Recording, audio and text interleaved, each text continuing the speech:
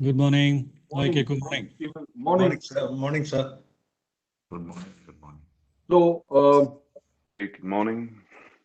welcome to my panelists. As we chatted yesterday, we do a quick brief. I hope my voice is clear to everybody. It's cracking a bit, Keku. It's not very clear. Morning, sir. Hi, Morning. morning. Good morning. Good morning, Am Bhavna. I clear now? Better. Absolutely clear, Kekuji. Thank you, Stephen. Thank you, everybody. So we start in sharp 10 minutes from now by my clock. And so a quick brief on how I would like to proceed with today's interaction.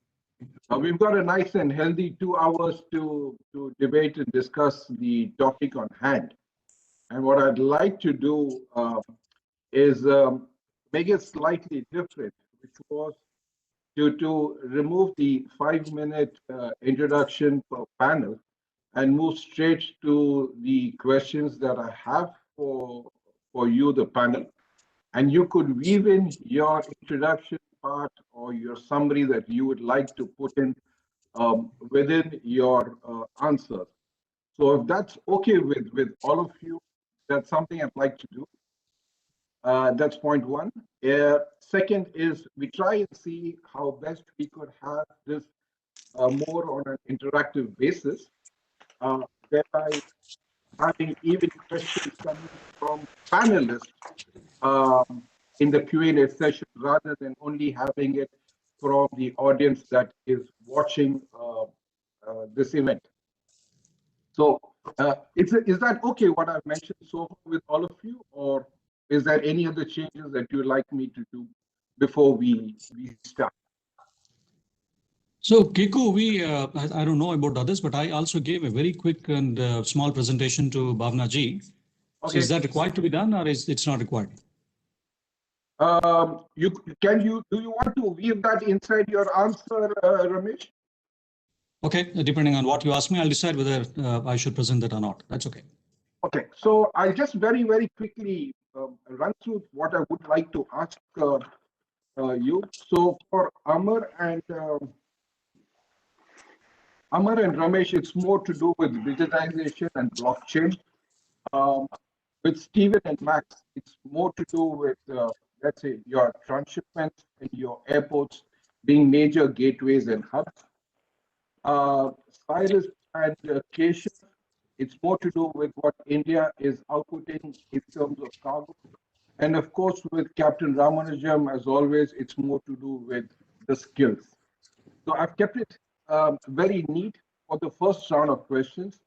And based on how we get this forward and the time that we have, we'll then expand this to include other questions or even questions from yourselves for the other panelists that we can move forward. I don't have Madam Agarwal still on. I believe she should be joining us any moment. But that's the way I would like to proceed further. So please do tell me if that's okay with all of you. Yeah, Keiko, it sounds fine. Keiko, I didn't get the question you have for me. Can you mention that again? Sure. Ivo, give me a second.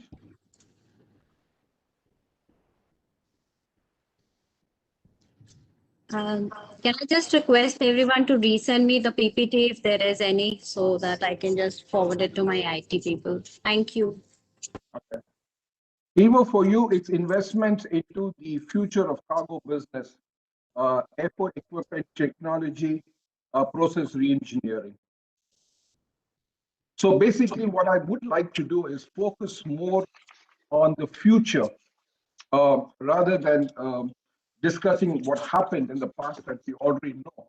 What I'm looking forward is trying to find out how we can position ourselves for the way forward. Is that okay with you, Ivo? I will take something out of that. Thanks. So, Keku, the presentation that I put together possibly is more relevant for what you just mentioned to Ivo. Sure. Can you include me for that question?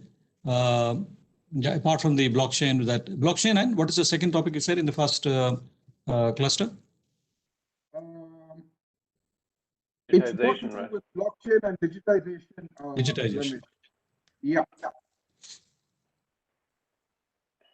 Also certainly digitization is for the airline part also one of the major future developments, right? So I will highlight on that as well. Sure.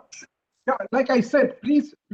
So what I've pointed out are just some of the pointed questions, so to speak, on what is being requested for. But please feel free to rope in other points of the topic as well as you deem fit within the scope of the presentation. I have absolutely no issues on that. In fact, that would be nice if we could weave around additional points as well during the course of your answers. And we have the luxury of time this morning, so we don't need to rush. We have time. We could take up the topics as they come one by one and move forward. Fine, sir. I have a small presentation, which I, of course, I will present it during the course of my answer. Most welcome. Most welcome.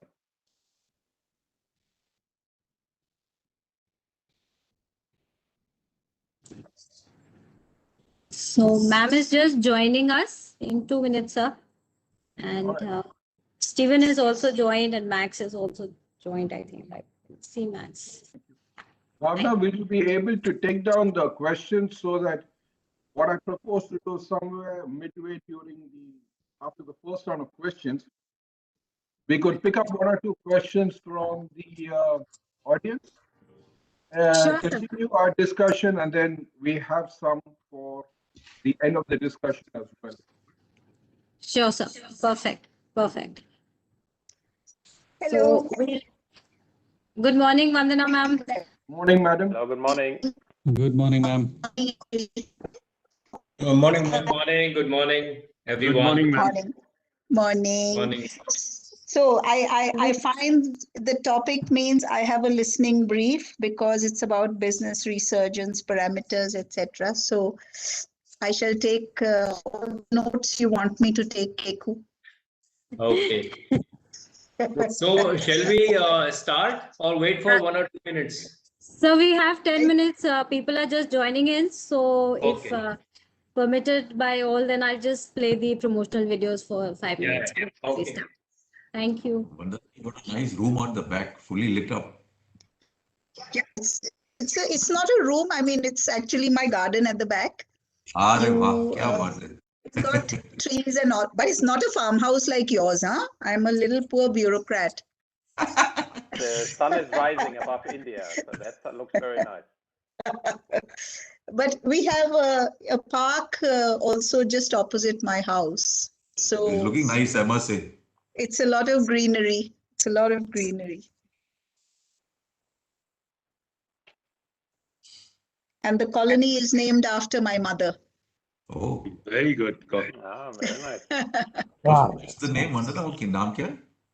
Pushpanjali Enclave. Okay, Panjali. That's And my famous. mother is called Pushpa. So every time my father and my mother have a fight, so he sort of tells her, how many men have named a full colony after their wives? This is how much I love you. So, and my mother, poor thing, she subsides immediately.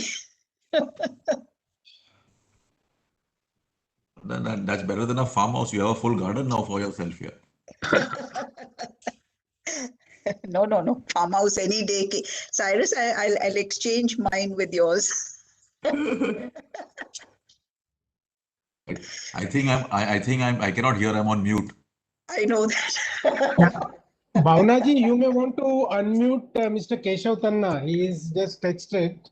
Yes, sir. We're just transferring him to the panel. He's joined as an attendee. Attendee, okay.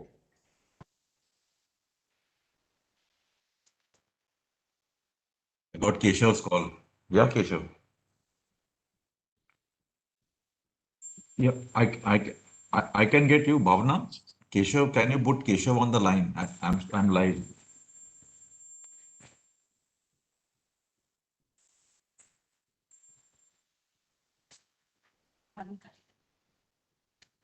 They're trying to put you on live. No, we can't see you yet. It's not, but Bhavna, I've got Keshav on the line and he wants to get on live. So we're just transferring him. He's joined. Just give me 2 Yeah. minutes, sir. We're transferring. Okay, Keshav, just take 2 minutes. Okay.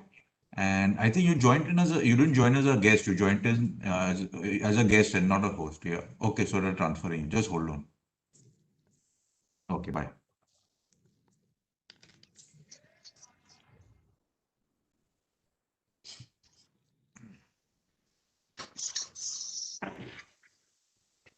While we are waiting, who knows something about the CE4 certifications of IATA?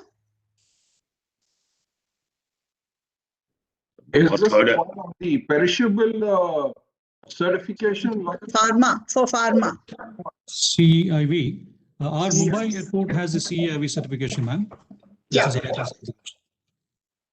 I know that, and I know some of our freight forwarders also have it. That's GCP. No, GCP is different to CE. CEIV. Is it called CIV CEIV? and GDP. Yep. It is called CEIV, and it contains a little bit more than the GDP certification. It has more to do with the complete lanes of an airport, and the ground handling, the cargo handling forwarders, and other guys on the airport can be certificated. And to have a That's complete correct. lane at an airport, it's done by IATA, and it's has an audition in place. And you can do it with videos as well at the moment. It's a certification. It's a little bit costly, but it's I think it's worth it finally. Yeah, and it's an industry standard in the meanwhile now. No? So for Yeah. airlines, for airports, forwarders, warehouses. So it's a very well known and reputed name. Yes, it is. That's true. So, as an industry standard, if I were to understand it,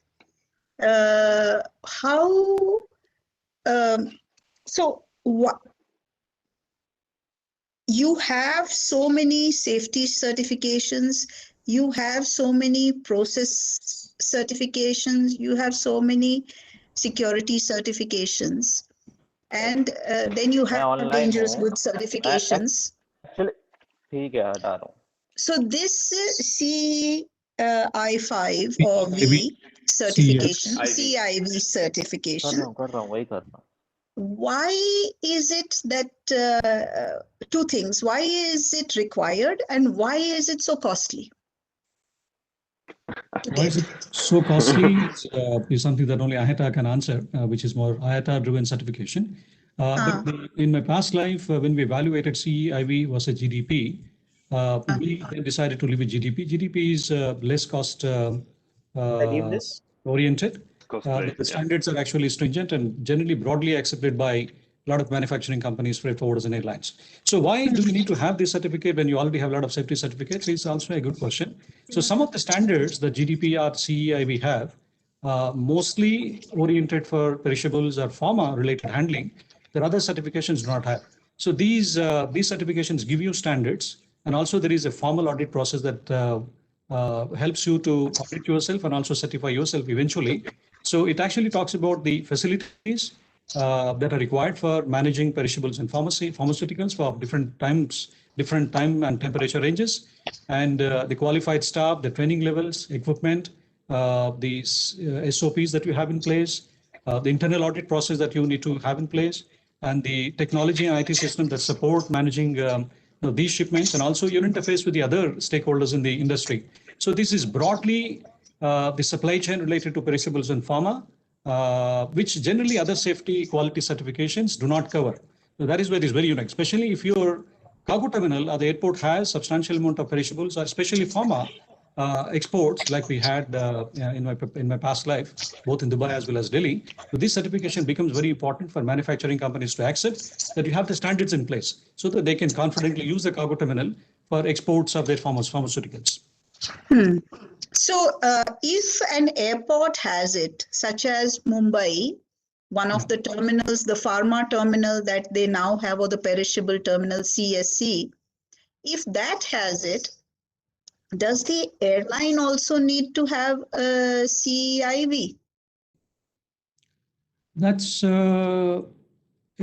it's up to Yes, the manufacturing because company. it's a So the one separate who's using the supply certification chain, I don't know. So let's say there is an XYZ company that is exporting pharmaceuticals using ABC airline and using Mumbai. If the manufacturing company is okay that they're happy with the certification process and the certification or certified infrastructure in Mumbai airport, so they may not insist the freight forwarder and airline to have it. But let's say the shipment is passing through Dubai as an example.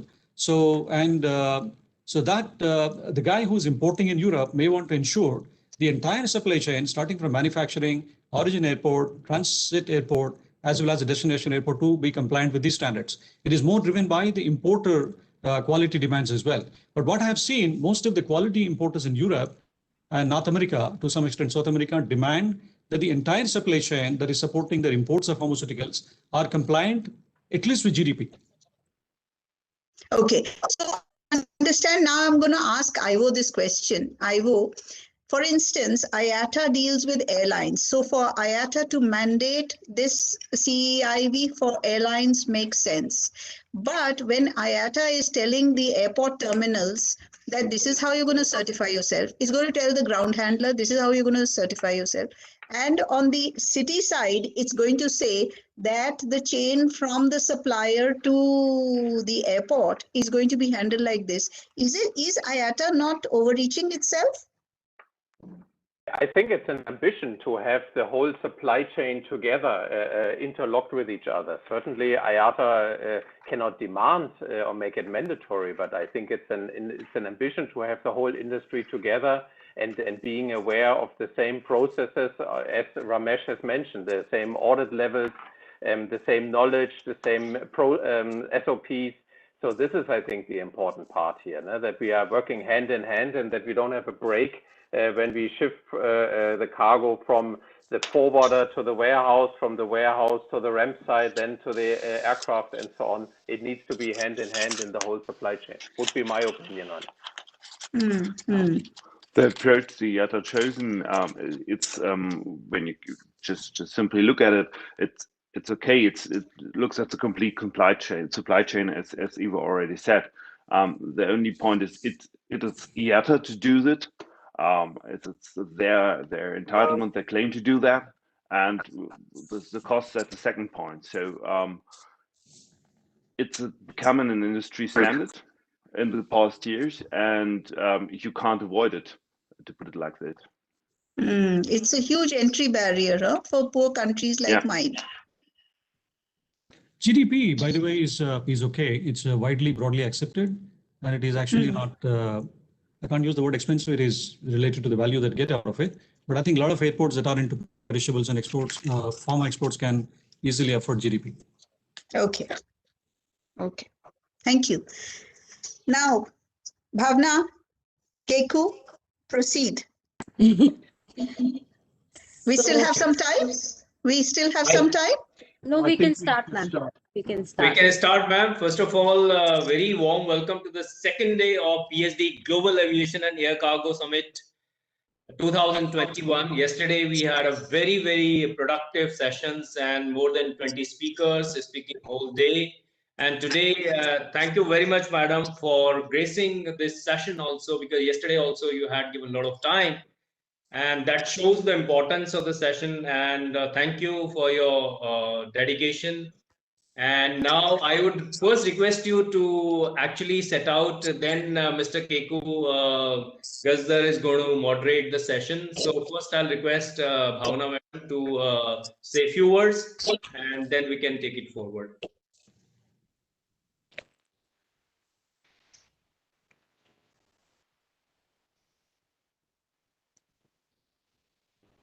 All yours, Vandana ma'am. Oh, sorry. Good morning, and to all cargo fraternity and all friendly faces that I see on the panel. Welcome to this session. As I have already indicated, this session is about the new growth blueprint, and it's about business resurgence parameters. which basically means that at a governmental level, and I'm being all seriousness when I say that, it's time for us to hear the industry as to what their plans are for moving forward from where we are. We have, in the 1 year from lockdown, almost a year, 25th of March, we will have one whole year gone by in lockdown conditions and non-normalization till date. So there is now time to take stock as to how to move ahead from the resilience, the short revivals that we have seen, the resurgences that we have seen in many quarters, the robustness of many of our operations that were taken up in new avatars, as well as the continuation of the older ones as well. It's important for us to take a deep pause at this point and see how the policy and regulatory system must be recalibrated so that we can truly unleash the potential of air cargo that we have seen in a period of crisis. It's time to look as to how we need to settle down to a much higher equilibrium post this crisis. Some of the numbers from India look pretty good. If I look at end of February results for air cargo handled, we are at about 92 to 93% of pre-COVID levels. But very importantly, I was having this discussion with Keku on the basis of the early data that we have, that out of the 29 cargo terminals that he handles, 26 of them have shown positive growth. So there are just 3 of his terminals that he needs to seriously address. And of course, this is said a little bit lightly. Overall, his the I-class airports have shown growth. Among JV airports, BIAL has shown growth. Among, again, JV airports, DIAL is showing growth in some segments. And Hyderabad is also showing growth in some segments. We need to move ahead with rigor so that when we close on 31st of March, we actually see a positive all India growth, and it's not at 92%. Normalization and growth has to be there. Full 100% and plus has to be there. So tier 2, tier 3 towns have made far more use of the crisis, is a very important conclusion to draw.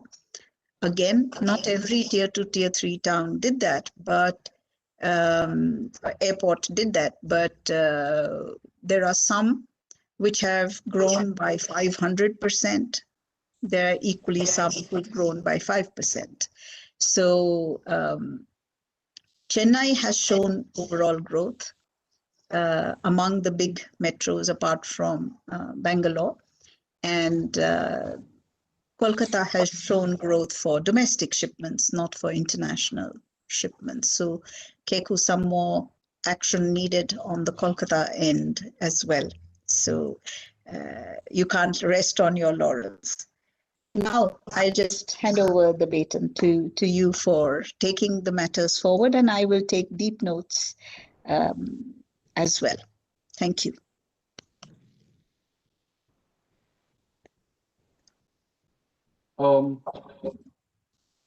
May I start, Dr. Ravi? Yes, please.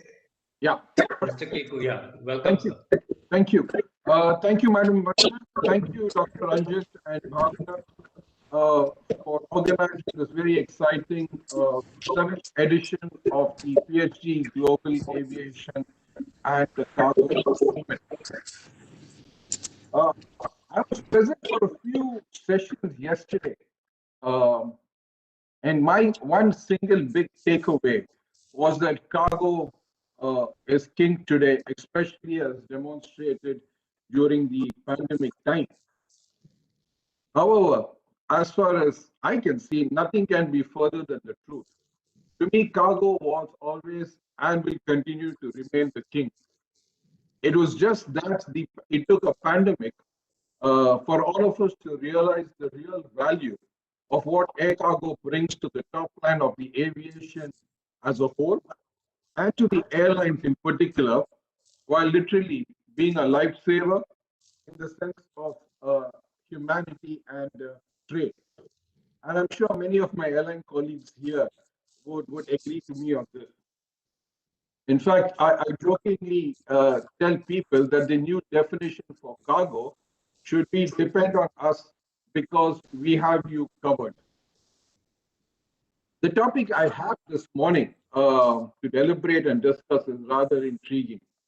The air cargo's industry's new growth blueprint and business resurgence parameters, sustainability for the future, initiatives for the future. So I have a generous 2 hours or so to discuss this. And being a Saturday, I think we have the luxury of not being interjected by our normal day-to-day work. And we can have a more interactive and engaging conversation so as to get this whole blueprint organized.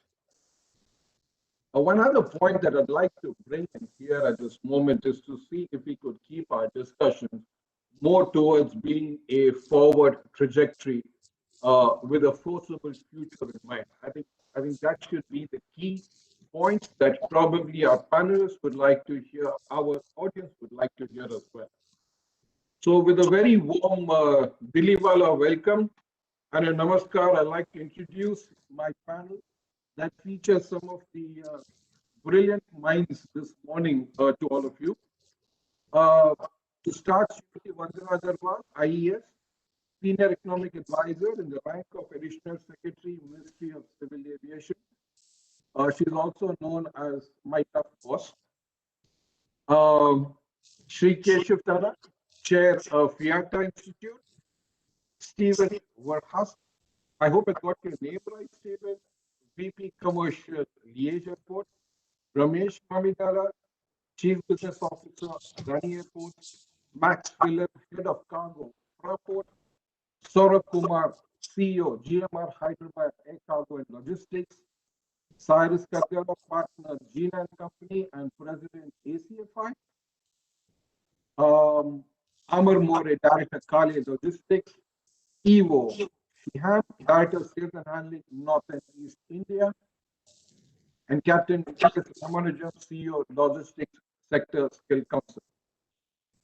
So using the limited erasers I still have in my head, I suppose we're talking of a combined 480 plus years of aviation experience and wisdom in this panel.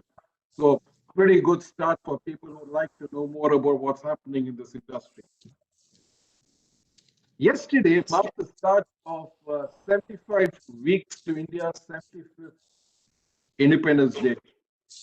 And a very good tagline as given by Madam Vandana was Azadi Ka Amrut Mahotsav. My understanding, the translation would be I think I'll leave it to Madam. She's on the Hindi part who will tell you more about the exact translation of this than I can. I'll just interrupt and just say it's actually come from the government to us. So yesterday, 12th March, was the day which marks 75 weeks going forward to India's 75th Independence Day on 15th of August 2022. So we are 75 weeks short or running into it, and these 75 weeks, we hope that air cargo will go very seriously forward. And yesterday we marked it by doing a transshipment cargo, which was multimodal from Dhaka to Kolkata via Petropol on road, and then from there onwards it was another transshipment at Delhi airport and further on to Spain. So this was a double transshipment that we did, and to that extent it was new. It was also for the first time all the way to Europe on an Indian carrier. And the one thing that I was talking about a little while ago, which are the entry barriers. Here we faced a serious entry barrier that although Kolkata airport is RA3 certified, so is Delhi airport. But from Kolkata airport, we could not do a direct flight to Spain on that same air carrier. But from Delhi, that air carrier is certified as ACC3. So this is, to me, a form of an entry barrier, which was so inexplicable. And going forward, Keku, I hope that in our deliberations, we will see how to address barriers which are external to a country, policies which impact policies of another, say, block of countries, which are external to, say, an India, and how these impact our growth potential, as well as those which are within our control. I'm sorry to have taken up this moment, but I couldn't resist it. Thank you. So moving forward, ladies and gentlemen, this is what the Indian air cargo industry is all about. There's excitement, there's innovation, there's future ready, there's bring on the challenge, and results speak for itself way of thinking and working. No more of whining on the lack of policies, vision, trade, restrictions, etc. Let's focus on what we have here and now and capitalize on the same. This does not in any way ignore some very pressing issues that we still need to be solved. One of them is what Madam just brought up, is restriction barriers to our growth of business from India to the world. The latest data from the World Bank predicts that next year, 2022, would be when India's GDP would be the fastest growing in the world. And this is really an exciting time for the country and in particular for the aviation industry to be in.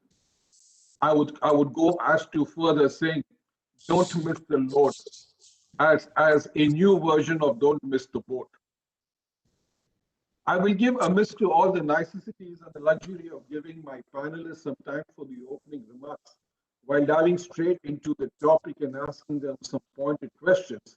And I would like my panelists as well to weave in their other points as well as part of the question, so that we have a very wholesome discussion and come up with some meaningful results. So let me begin by asking Amar, and if I can get also Ramesh in. If there was a huge win during the pandemic, it was all about digitalization. So is life easy for you now to convince and market what digitalization can do for the business, not just for air cargo, but for the entire supply chain? Can I personally have a date by when I don't see a paper ever win at all, please? And lastly, is blockchain coming soon to an airport near me or far at the horizon? Your experiences, lessons learned, and the way forward. Amar first, and then Ramesh, I'd like you to get in on this as well. Sure.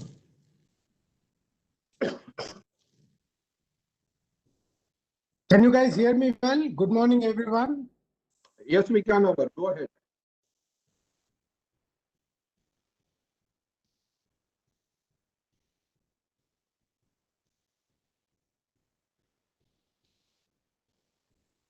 Amar, we're having some problems with your audio and video. I think you're on mute, Amar.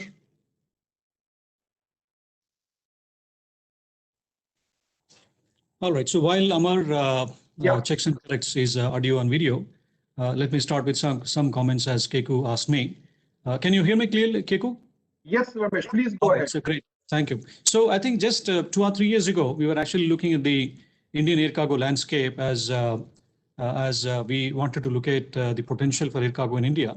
I think when we were looking at it, the country was doing about 3.5 million tons across the country. And a predominant part of that was international, roughly 2.6 to 2.7 million tons. Out of the 3.5 million tons were international, the rest was domestic. So we were hopeful that domestic would grow. And we actually wanted to take a look at that number, the landscape, and see now what is in store for us 10 years from then. So 2030 was what we were looking at.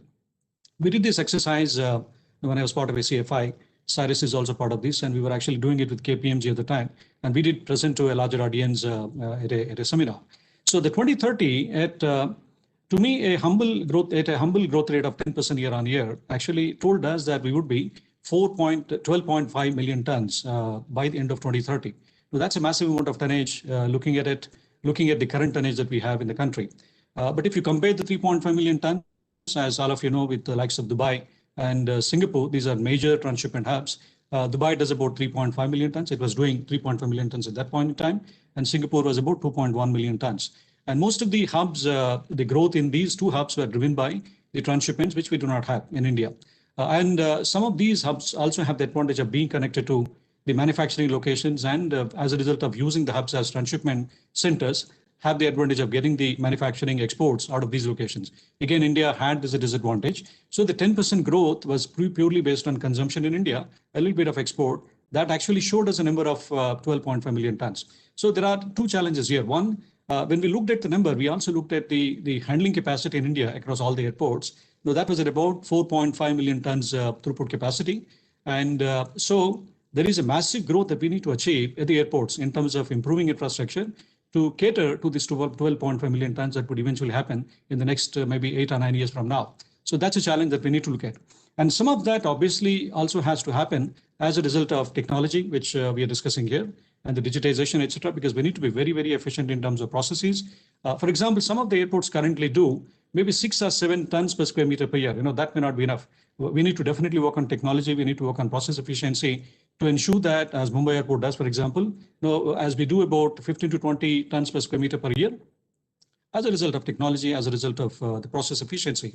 Now, some of the examples that we heard from ma'am yesterday, that we actually showed the capability across all the airports, private as well as public airports during the vaccine logistics, which is currently going on. Now, some of us actually processed and delivered this cargo across all the airports in 2 or 3 minutes. No, we're not saying 20 minutes or 25 minutes or 30 minutes. All of us invariably succeeded in processing and delivering the shipments 2 to 3 minutes, which means we have the capability. We understand the processes. We understand the regulations very well. We understand the sense of urgency in the country very well. But to ensure that this actually becomes part of the processes, part of the operations across the country in the future to come, we definitely have to invest in infrastructure, we have to invest in systems, and we also have to invest in people, more importantly. So we've got all the right people to address these ingredients for the growth of air cargo on this panel.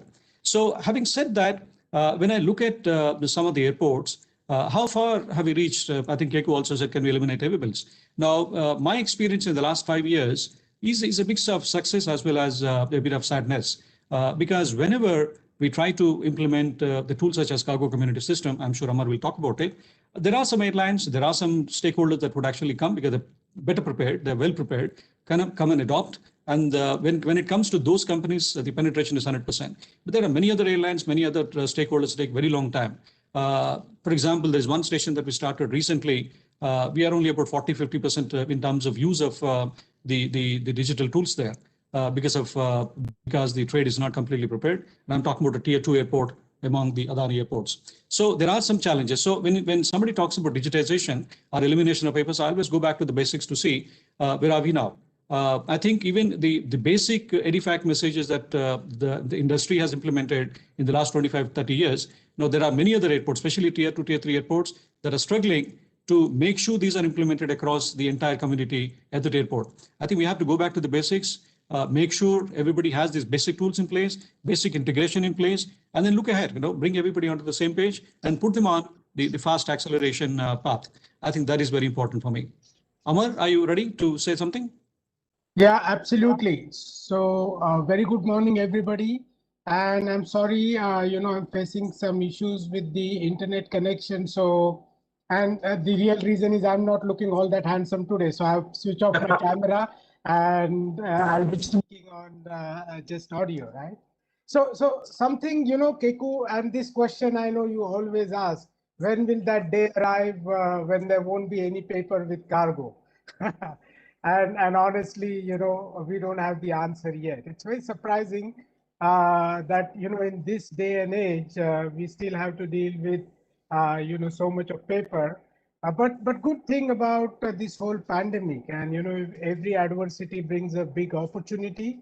And this pandemic did bring this opportunity, and, there have been some phenomenal advancements that have happened in technology, and I'll talk about those advancements as well in digitization, right? But I think, we are moving towards that faster. Pandemic has just kind of expedited the process. You see, globally, there are so many air cargo portals that have mushroomed over last year and a half. And I think we have, stakeholders here who have been part of, those initiatives. We see proliferation of cargo community platforms, or at least some of the digitization use cases that happened, during the pandemic times. And I'll speak of some concrete examples. And, the best thing that I like, Keku, about today's panel is, we are talking about digital infrastructure before we talk about physical infrastructure. So kudos to you that, we're starting with this subject, right? So let me just, step back a little bit and elaborate a little bit more on what do I mean by pandemic hastening the process of digitization. Uh, so let's take an example. PhD Chamber of Commerce has organized this event, right? And they issue certificates of origin. Now, this is an essential document for movement of air cargo. Now, what happens, what used to happen earlier is to get a certificate of origin, somebody has to go to the chamber's office, stand there in the queue, make the payments, get the certificate stamped, bring it back to the airport office, so on and so forth. But pandemic enforced lockdowns and cargo still had to move. So what we saw, I mean, we work with several chambers globally. What we saw is a tremendous rise in electronic issuance of certificate of origin, right? I mean, it was forced by pandemic. We saw 14 times, volumes during the pandemic times, 14 times of the pre-pandemic times volumes of certificates issued online, right? Then, in terms of community platforms, they were very restricted. I mean, Frankfurt had one, Brussels had another, Liège had one. Then there was one in Dubai, Mumbai, Delhi, a few other places. But during the pandemic times, we saw North America waking up to this reality. We saw South America waking up to this reality. And why do we need this kind of digitization? The simple reason is the same data that is, moving across this 124 copies of paper can actually be reused when you have a common platform, that an airport or a port can host. And this concept gathered a lot of steam during pandemic times because pandemic necessitated two things. One is paperless operations because the virus stays on paper for up to 72 hours. And second, social distancing, right? So to avoid traffic, to avoid congestion, if you could streamline the flow of trucks to the airport, or if you could do the documentation that happens at the airport beforehand, before your cargo reaches the airport, then actually you help people avoid, let's say, the risk of COVID-19. So this pandemic has indeed hastened the whole process of digitization. And I think, that's one of the blessings that we should carry forward. Well, in my, subsequent response, I'll talk about the next generation technologies like IoT, blockchain, how these technologies have impacted us. But I think, to begin with and to answer your question, we are still far away from that day when cargo will not accompany or paper will not accompany cargo. But we are clearly moving faster, towards that dream. Thank you. Thanks, Amar. I'm still going to hold you to that question on the date, but you won't escape so easily from me. So we keep meeting, we keep discussing, and I'm going to get that date out of you somehow. Sure. I want to bring in Ivo. Ivo, your thoughts on this whole digitization process. Lufthansa is an innovative airline. You come with years of innovation in what you do. With particular reference to digitization, I'm sure every piece of paper is adding to your weight of the aircraft and carrying of additional fuel on the aircraft. So is that a priority for Lufthansa, Ivo? Thank you, Keiko, and big hello from my side as well. I hope I'm audible. Yes. To directly answer your question, definitely. We have a very clear target to go 100% paperless. And you are talking about the dates. From our point of view, we would like to have this rather yesterday than tomorrow. And it is not only the weight, it is not only the contact, as mentioned by Amar also before, it is also the data quality and also the seamless information transfer that we need to have in the industry. So that's why we as an airline, together with our competitors, the other bodies in the industry, were very committed towards full digitization of the documents. And I think we started to talk about this very much on the handling part, also on the physical, in what is happening in the warehouse with the shipment. But actually, this starts already much earlier. It starts already with when does the customer, like Cyrus and Gina, when do they want to have a price information from the airline? It continues with when do you want to make the booking? How does the airline generate the price? Also, how quickly? Then to generate the booking, transfer the data already beforehand. So these are all steps that we need to keep the whole chain together.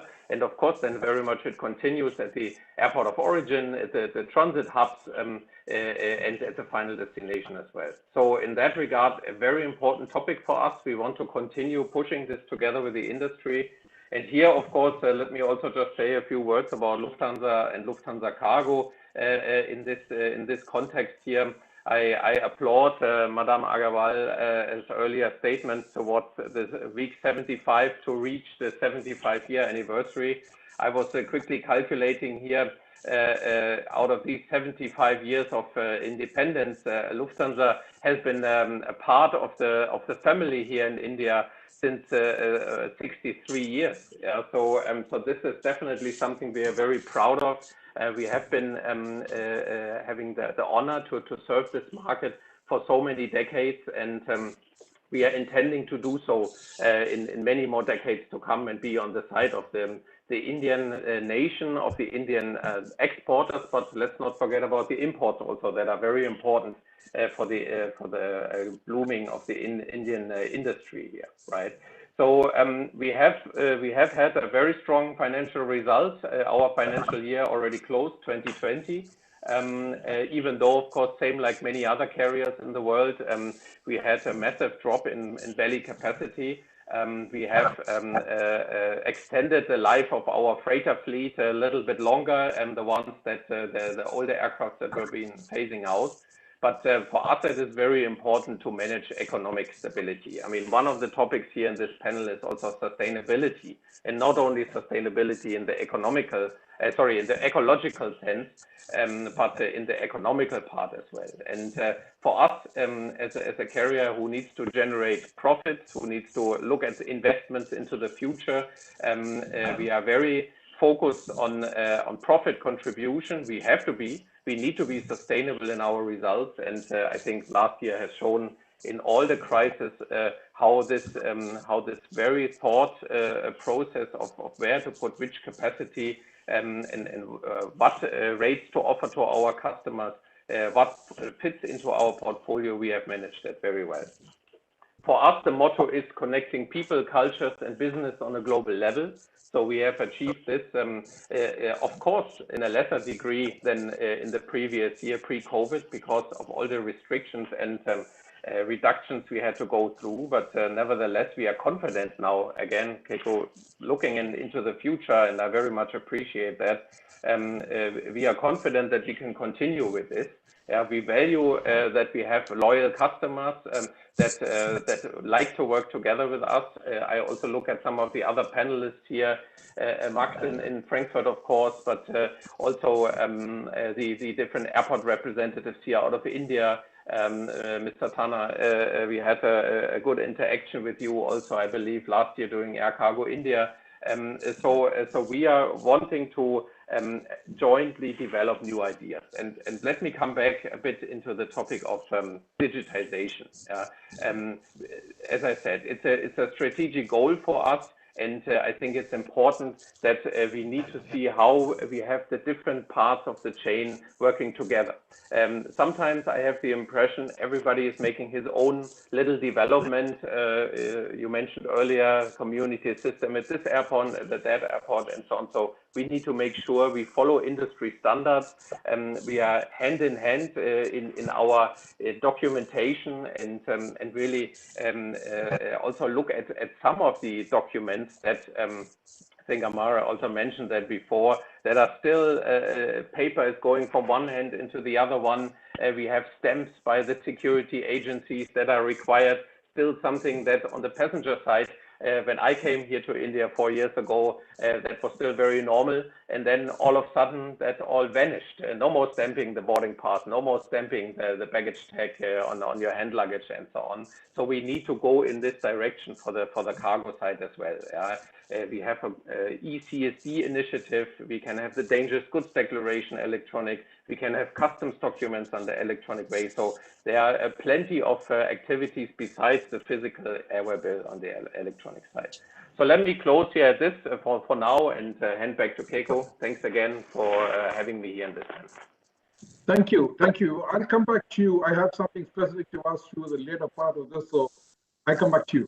So let me now shift focus to two of the important European cargo-centric airports, both Frankfurt and Liège.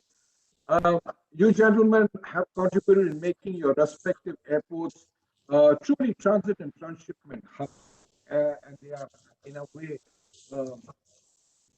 centers of excellence. My question is simple. What advice would you give us to the airports here in India to make it from where we are to where we want to be, and even better in terms of investments and facilities, more transshipments to originate from here? What are we missing? Is there something specific that we are missing to make our airports comparable to the best of the world when it comes to transit and transshipment facilities? I want to start with Stephen and followed by Max to answer this, please. Stephen, over to you. Thank you very much. Thank you for having me. It's I'm not gonna say what you are missing. That is really not up to me. What I will say is how did we get from where we were, say, 10 years ago to where we are now, and it is indeed been a big step forward. We went from 300,000 tons handled to 1.1 million tons handled in 10 years time, and there is a lot of transshipments. I mean, we are connecting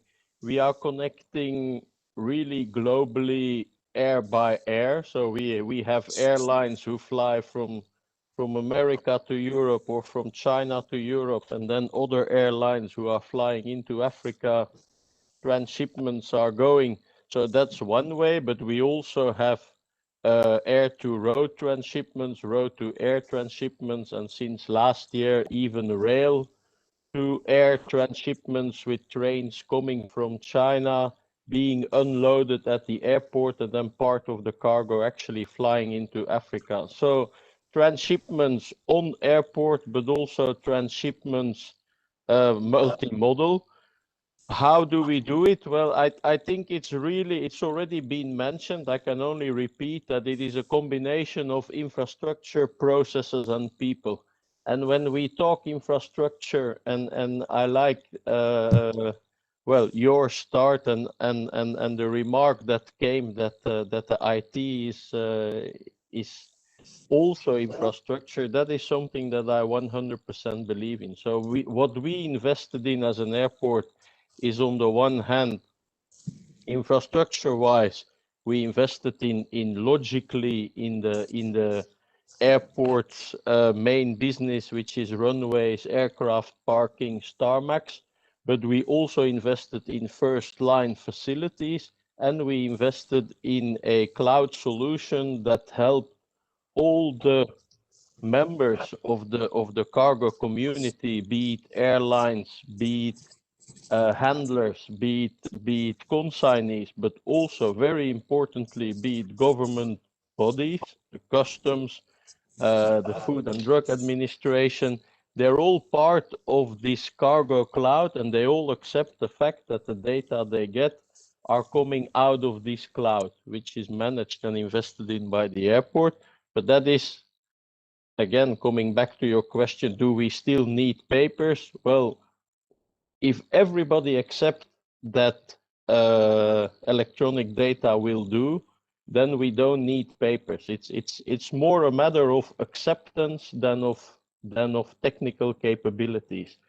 And then we come to processes, which is the same. Again, it's not only airport processes. It is really when we look at the airport, how to manage cargo on the airport.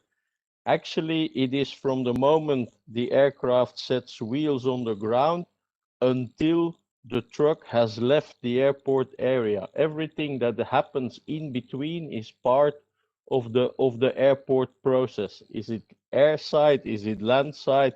Basically, it's all the same, because in our industry, what is important is that it's not airport to airport. Airport to airport has no value whatsoever. It is door to door that cargo moves. And so we as an airport have to make sure that we are not only focuses on what happens on airport, because if it blocks outside, it's no use either. And then the third thing is, of course, people, training of people, finding people. The growth that we had, one of our bottlenecks has been finding talent to come and work at the airport, interesting people to come and join. So we, again, together with the government and with the university in Liège, we started the Liège Cargo Academy, which is helping, on the one hand, generating an interest with students to join. On the other hand, also looking with the cargo community, what do you need, which people do you need, which training do they need, and then very clearly focus on what is needed in this Liège Airport Academy. So it's infrastructure, combination of real estate and IT, it's processes, it's people. And I think a very important thing that is often overlooked is the fact that government bodies are an integral part of the airport community. So the only reason that Liège Airport managed to go from airport to multimodal logistics hub, or the only reason we managed that the airport could also be extended into a second line and into a third line for cargo development, is thanks to the fact that customs, that Food and Drug Administration buys into the idea of, okay, this is all considered airport business and the data is acceptable through the airport cloud. And the fact that customs checks it in the handling facility, airside, landside, or 15 kilometers further in a third line facility from one of the airport customers, that is, it's not about physical, it's about where is the data and what is the status of the data. So I think it's really important to bring these government bodies on board. It's really part of the development from, as I said, from airport to airport into really supply chain and multimodal logistics. Thank you, Stephen, for that. I completely agree with you. I think the future of our business is beyond the walls of the airport. Over to you, Max. Your views, please. Thanks for having me as well, and a good morning from Europe to everyone. It's a little bit early today for me, but not so early for you in India. But thank you for having me, of course. Stephen, you gave already a very comprehensive overview of all the different tasks that's needed to be a successful cargo airport. And likewise, it's not up to me to telling Indian airports how they do their handling and how to improve, because having a good and very fluent cargo operation at an airport, it's always depending on local infrastructure, on local communities, on local people and qualification and local demands. So every cargo airport is a kind of an individual airport, and you couldn't take one pattern that fits every airport and every cargo operation at an airport. So furthermore, it's us to give examples how we dealt with certain situations. And to emphasize on one point is that Frankfurt Airport has to go through a very demanding month in the past year.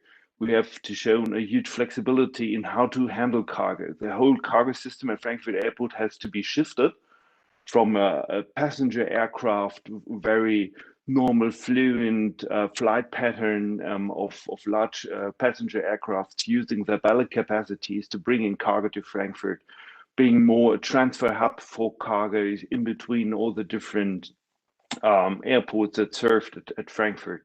And from one day to another in March last year, the complete pattern, as already mentioned, has changed to a very cargo aircraft focused business at Frankfurt, and we managed to keep up the capacities at Frankfurt, so that the overall cargo volume hasn't changed. It has or even increased despite the lack of all the passenger aircraft in Frankfurt Airport. But this also meant that the handling processes has to be adapted in a very fast time, where the increasement of the number of parcels for up to 30 or 50%. We have a huge the change in the pattern of all the aircraft flight structure over the daytime or over the week time. So all the cargo handlers, all the ground handlers, even the forwarders at the airport premises had to adopt. And as already Stephen mentioned, the authorities as well as an important player to be operating and establishing a good cargo flow at an airport. So what helped us to ensure this flexibility is the cargo community system. So the digital infrastructure gives you more and more a picture of what is happening at your airport, which cargo is rushing in, is this import, export, is cooling needed. So with all the different players at the airport having their single databases in place, their warehouse management system like that, a cargo community system is really a lifeline in between all the different single installations in their databases, to put them all together to get a complete picture of what is happening at the airport, to get more resilient and robust cargo flows, to get at hand all the data as a cargo community to react, even though if one warehouse has an overflow, a backlog because ramp has been damaged by a truck or something like that, and import doors had been lacked by 30%. So you can shift the loads in between the different players at an airport. and then offering the consignors and consignees a more fluent cargo airport. And this is the most important thing in my eyes for an airport, to be ready for every change, to be robust, to be resilient, to offer a continuous cargo flow. And this is more important than be faster to offer it in a half an hour faster process or something like that. It's not that important. It's more the steady flow to keep it running. And this the major clue to it, because you are limited to infrastructure, building new warehouses, buying new roller beds or buying stackers. It always takes you months. It will take you years to implement those infrastructures, those physical infrastructures. The digital infrastructure will enable you to get a more intelligent use, a more flexible use of this physical infrastructure that you will need to adopt to changes in our industry. Thank you, Max. Appreciate your views. I was just going through data put out by WACD last night. Yeah, I'm mindful of compliances here. So just some data on week 5 to week 9, and this is just to bring out the point on how we still have this swings that are taking place. So if I just look at the weight development, and I'm not going to give any specific data, week 5 to week 6, there was a drop of 12%. Week 6 to week 7, a further drop of 5%. Week 7 to week 8, it grew by 14%. And week 8 to week 9, it further grew by 1%. Fascinating swings that are taking place within these just 5 weeks. Bad comparison, but it's like the virus playing taunt with us. You know, we have this huge wavy business going on. But let me get a little deeper into this conversation, and I want to bring back Saurabh and Ivo in this. A lot of similarities, big airports, big airlines. Are we investing? We talked about investment in processes, we talked about investment in digitization, etc. Are we investing in the future of this business? Are we investing in quality of what we are doing?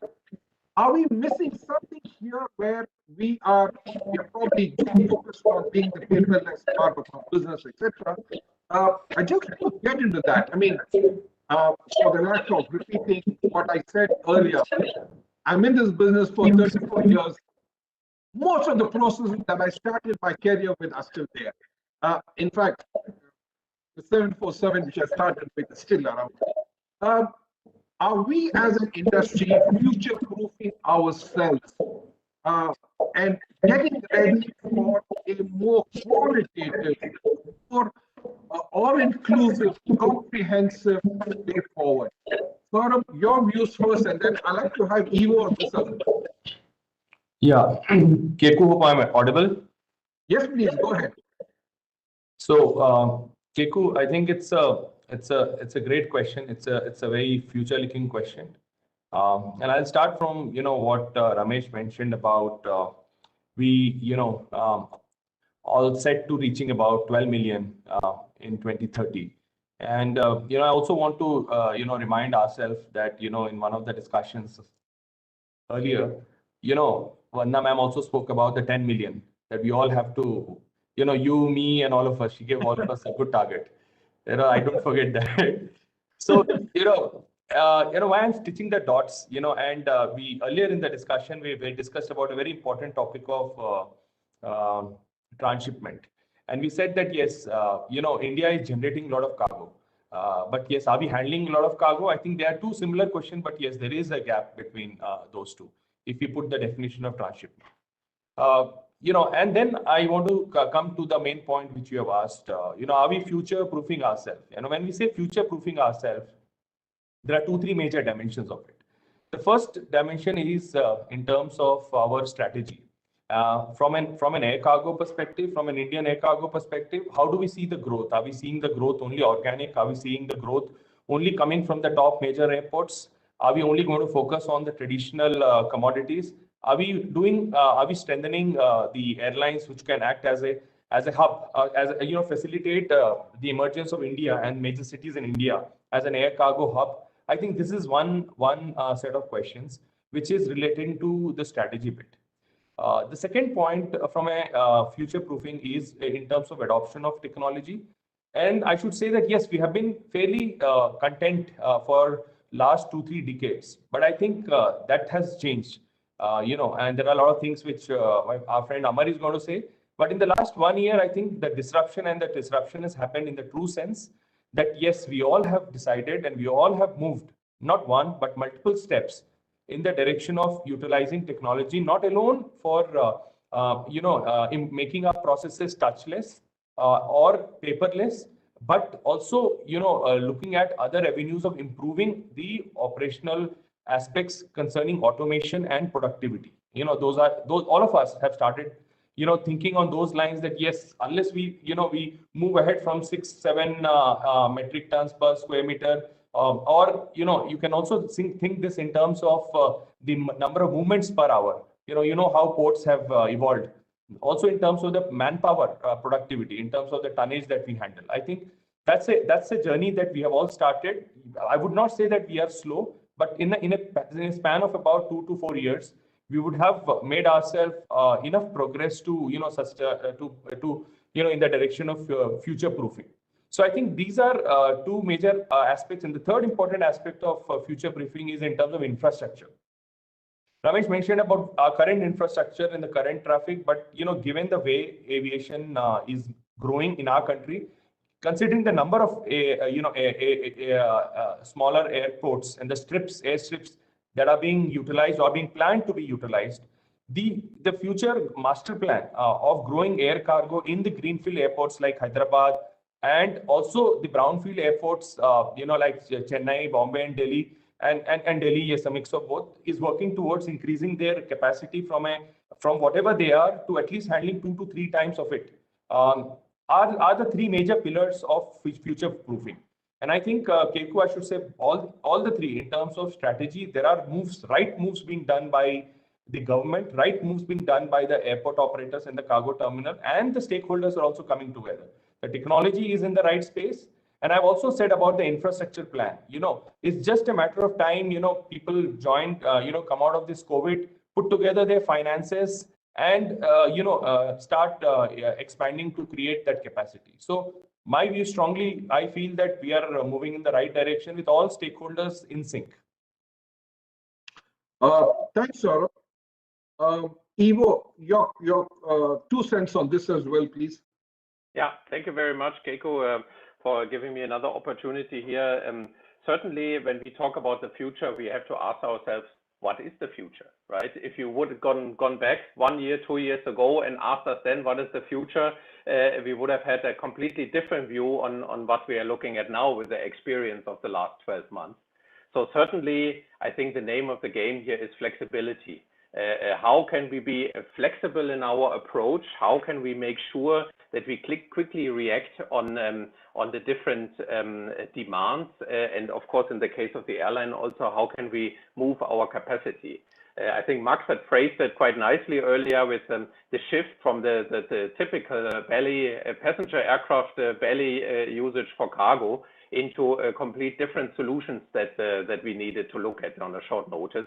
And this may be something that can continue for quite a while in the future. I mean, when we look at the predictions of the passenger traffic to grow again, I see here, of course, maybe within certain areas, domestically in India, we already mentioned, but also domestically in the EU or domestically in the US. There we already see the growth again coming back to original matters. But how it is with international travel from India to Germany, from the Far East from Northern Asia to US. So there is still a lot of question marks in the next couple of months. So we have to be flexible here. And I see it that the communication between the stakeholders is key. I go back to and would like to highlight also yesterday's statements of Madame Agarwal, but as well as the Honorable Secretary Carola. mentioning the achievements of the Indian carriers, but together also with the foreign carriers. I think it's important that we see how can we link this together. How can we make sure it's not only one nation against another one or one carrier against another one, but how can we cooperate and partner with each other? This is really the key, and I think the communication amongst the stakeholders is one of the most important parts.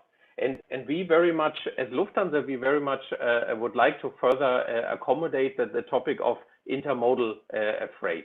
We have sea, rail, road towards air. We have here in India domestic connections, a lot of domestic connections, and how to link this with the international traffic. I think at the moment it really makes sense to have usage of hub and spoke operation and make use of that not only on the passenger side but also on the cargo side. And there I think the Indian airports and the processes also on the security side, we need to upgrade. We need to be looking at how can we bring these transshipments closer to the reality here in the day-by-day business.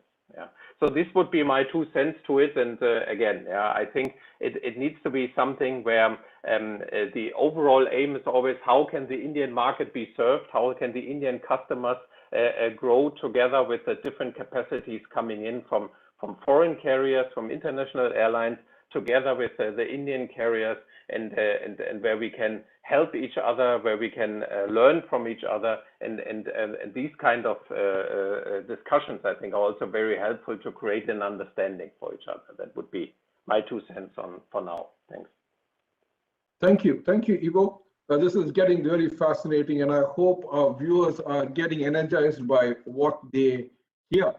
So moving on, let me bring in the 2 solvers of the Indian cargo industry, Cyrus Katgara and Keshav Tanna, both of whose organizations have helped shape the air cargo and logistics industry in India for generations, and for whom many individuals have even branched out and started their own companies. So I want to flash back to the year 2008, the year that sends me the creeps for 2 reasons. One was the financial crisis that happened, and also the fuel crisis that happened.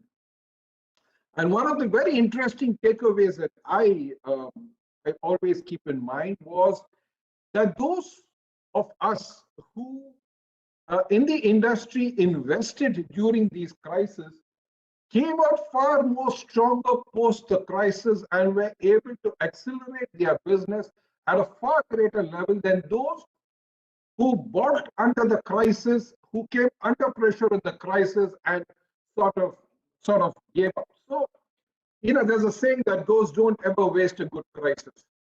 My question, therefore, to both Keshavji and to Cyrus is, as for your companies individually and as for the Indian air freight industry in total, have we used this crisis, if I may use that word, to have invested, grown, expanded, and therefore taken advantage of the situation that we are in? First Cyrus and then Keshav, please. Cyrus, over to you.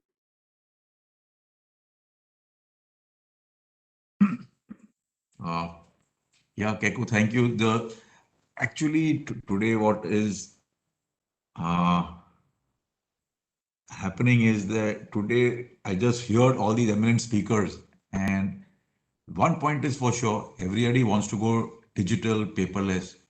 I heard Ramesh, then Aman More, Ivo, all the other panelists also. Everybody thinks of going paperless. But you know what? Why is it taking it so long? And in Keku, like you said, you've been here for 34 years. I'm a little junior to you. I've been here for 30 years.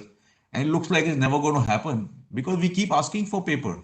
Unless we guys say no paper, then it's going to work. Everybody somewhere slips in paper. The custom says, I don't want paper, but you keep paper, you file it when I want the paper. So obviously we have, as a forwarder, has to keep all the paper. Then in case of an airline, no one wants paper, but then you need a declaration, signed declaration. Again, that's a paper.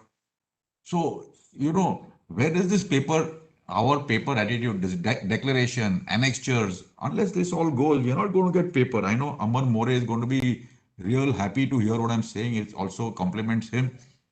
Because unless you guys, now I'm speaking at a PhD forum, and I'm going to take the risk of asking your exporters, why do they want paper? You know, if I do one export shipment, I need to give 10 backup documents. Maybe the logistics manager doesn't want the paper, but who wants the paper? The guy at the accounts. He needs airway bill, he needs this document, he needs that document just to pass one bill. Again, you ask me for all the paper, redo all the paper, make the files, submit it to the bills. So again, these are small examples of how we are not going to go paperless. Till we all say no paper, it's not going to happen. So Keiko, you had one slogan, and I guess your slogan was, what was it? Depend on us and we have you covered. I think now the new slogan would be, Bhavla, you also implement this here. Say no to paper. That's all. Make it simple and say no to paper. Unless we guys start saying no to paper, it's not going to happen. Everyone wants to cover himself with some paper or the other. But we'll say, yes, we don't want paper. We want environment clean. We want everything. But when it's coming to themselves, we just go paper and paper crazy. Okay, that's my small take on going paperless, which is my favorite subject. I already had part of my thing, but I got excited now, you know, all this paper thing going around. Whilst the whole world had stopped working, air cargo industry worked 24/7. Air cargo industry saved the world with all the transportations of vaccine, thanks to the airlines, the airport operators, freight forwarders, custom brokers, bonded truckers, express operators, whoever is in part of the gambit, who did the exports and the import of this thing. So air cargo, let's not play the importance of air cargo. It's such an important thing. And we saw that during the virus, it was air cargo that actually really saved the world. Today, it's air cargo is all about collaboration, and COVID brought the whole collaboration together. Everyone came together during the COVID period, and everyone worked towards this thing. It would not have happened if the whole industry didn't come together. Air cargo capacity worldwide, when you take, is only 1%. 90% moved by ocean, 9% moved by air. So again, I'm going to give a good commercial on air cargo, why it is so good, why it is so important, and why air cargo needs to give the full respect it deserves. Air cargo is not getting now, of course, with Vandana madam and this whole ministry, air cargo has suddenly taken such a huge impact. Of course, I call Vandana, she's taken some air cargo afim or something like that, because this is got into her blood. And yeah, it's all about, and air cargo again, there is only one capacity worldwide. And you say it's air cargo is expensive. No, air cargo is not expensive, because the cost of logistics in India, please, Bhavna, this again for your viewers to see. I'm going to repeat this. 14% is the cost of logistics in India. But air cargo, it is only 1 to 8% cost of logistics by air, because the commodities that move by air are always premium commodities. And whether you take an Apple, who cost of logistics probably would less than 1%, or you take Zara at the other end, you know, taking the most reasonable cargo, they both buy only air cargo, or probably 90% of the shipments are on air cargo.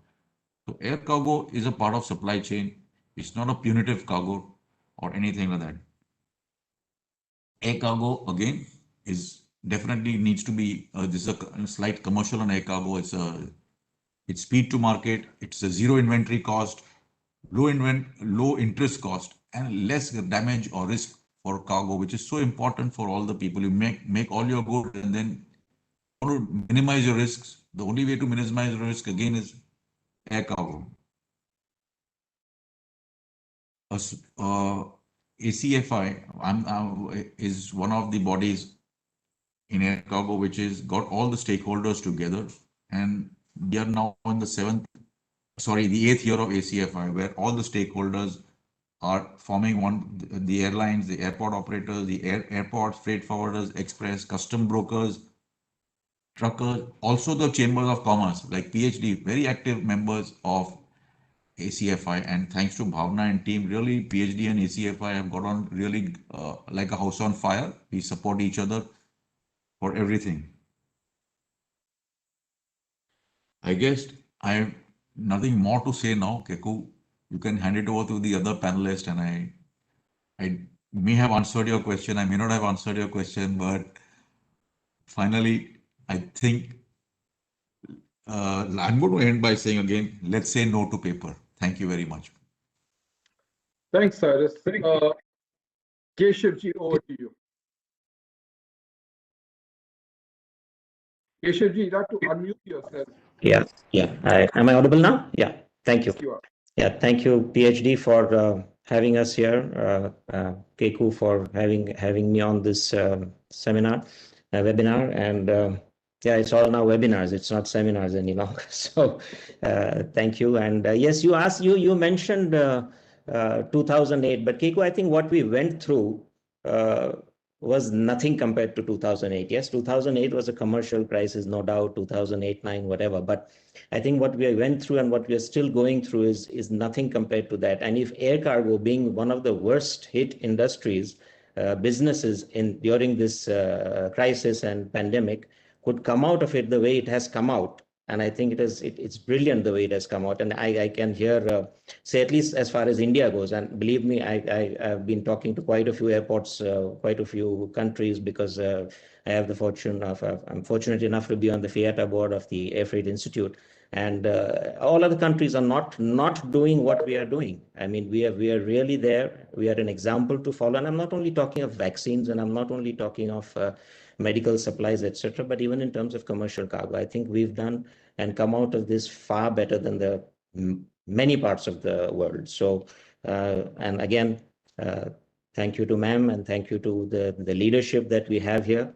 That we are where we are, and the world is looking at us. I mean, I know so many of my international colleagues who are still not vaccinated. Yes, so there's something to go about and learn from that. Yes, in a crisis, it's important how we get out of it. And it's not a small crisis, because virtually belly capacities disappeared overnight. And what did India do? We entered into the bubble agreements, flight agreements with so many countries.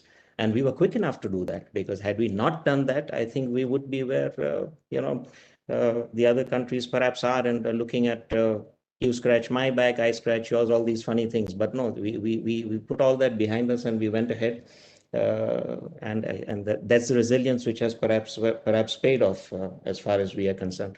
So yes, I think we did well in terms of coming out of the crisis. We're not still out of it. I think domestically we are, ma'am, we would be far more out of it than internationally, perhaps. Short haul flights are coming out quicker than long haul flights, because passenger travel is still restricted.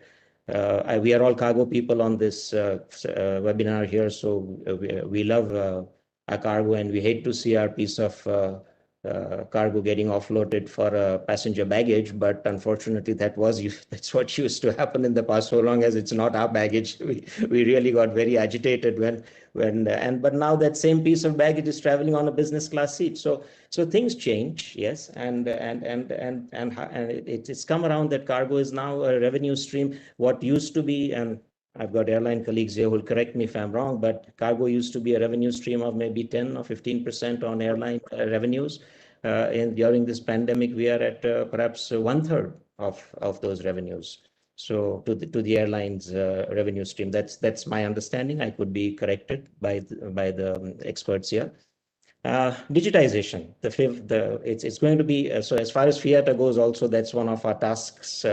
We've created a task force in digitalization going ahead, because I think had it not been for that, does anyone really think we would have gotten out of this crisis? I mean, Indian customs is faceless today. The taxation department is faceless today. But yes, it's still a lot needs to be done today in that. And Cyrus is absolutely right when he says that. And why is that? Because I think it's still fragmented. And here I talk of India. somebody spoke of community systems. So where are we in terms of community systems? Because I can understand one size cannot fit all, right? Because data sharing, data exchange is still very challenging. But we need some form of standardization to ensure that there is some seamless data transfer and collaboration between the various stakeholders. We are all here. All the stakeholders are more or less here. And this would avoid the multiplicity in, on diverse platforms, because the airline is using one platform, the ground handling is using one platform, and everybody requires us to work as per their requirements, which I think can be solved by some kind of a community platform. And Amar is here. He knows what I'm talking about. I mean, the airlines, I think, are achieved target would be 65, 70%, something close to that globally.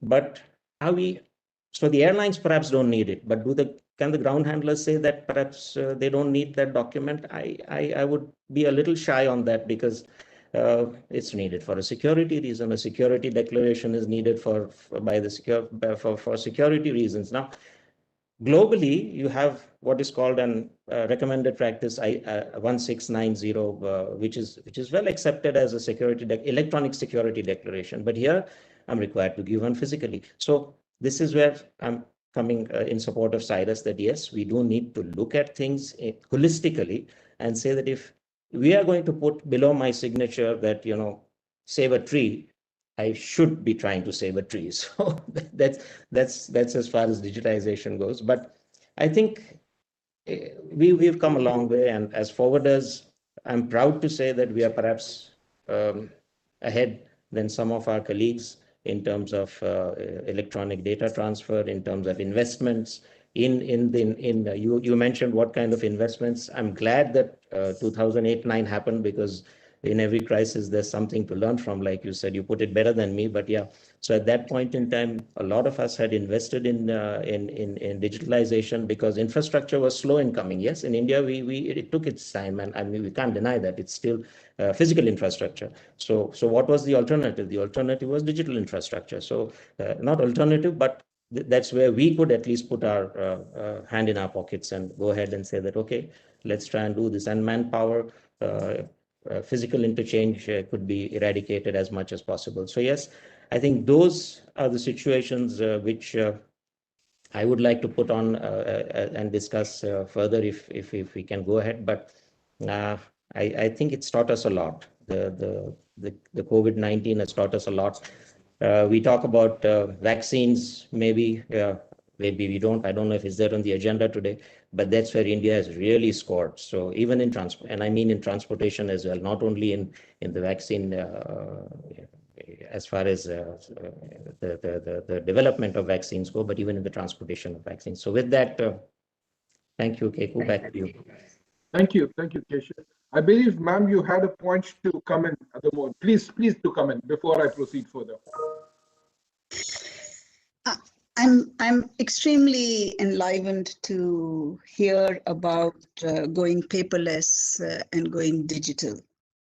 My first question would be that when we are talking about going paperless in a multimodal system, because I have heard today all of you say it's no longer about airport to airport, it's door to door. So multimodality is a given for us, right? And it's multimodality not just in the originating country, but it's also multimodality in whatever destination country it is, if it's international transport. So two things.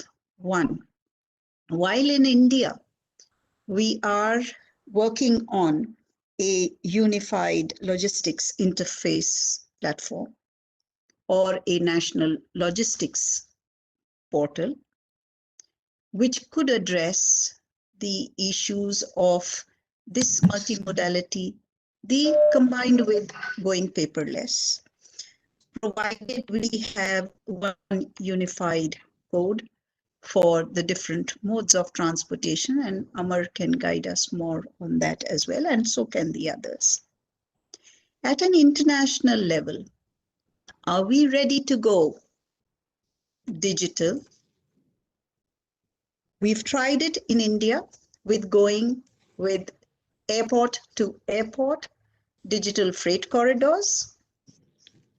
Are we ready at an international community level to tell one of the FIATA, TIACA, IATA, you name it, any of the bodies who are making our life so costly, as I said earlier, can they please work and give us a system which improves lives, reduces costs, because that's the only thing that when we as regulators are working, my first thought is, how do I reduce costs? So can we have the whole international community come to one and develop that, just as we in India are trying to put it all together? That's my first thought. The second thought is, and Cyrus and Keshav and Keku and Saurabh, etc., Ramesh would understand the pain with which I'm saying this, is that when we first started with online booking portals, and we developed two of them, Amar developed one, at Dial we developed yet another one through Hans Informatics. The basic premise that I had at that time was, you get your booking online. Today, the question that Cyrus asked, exporters, please don't ask me for papers. I'm saying, all of you in the supply chain, just do your bookings online.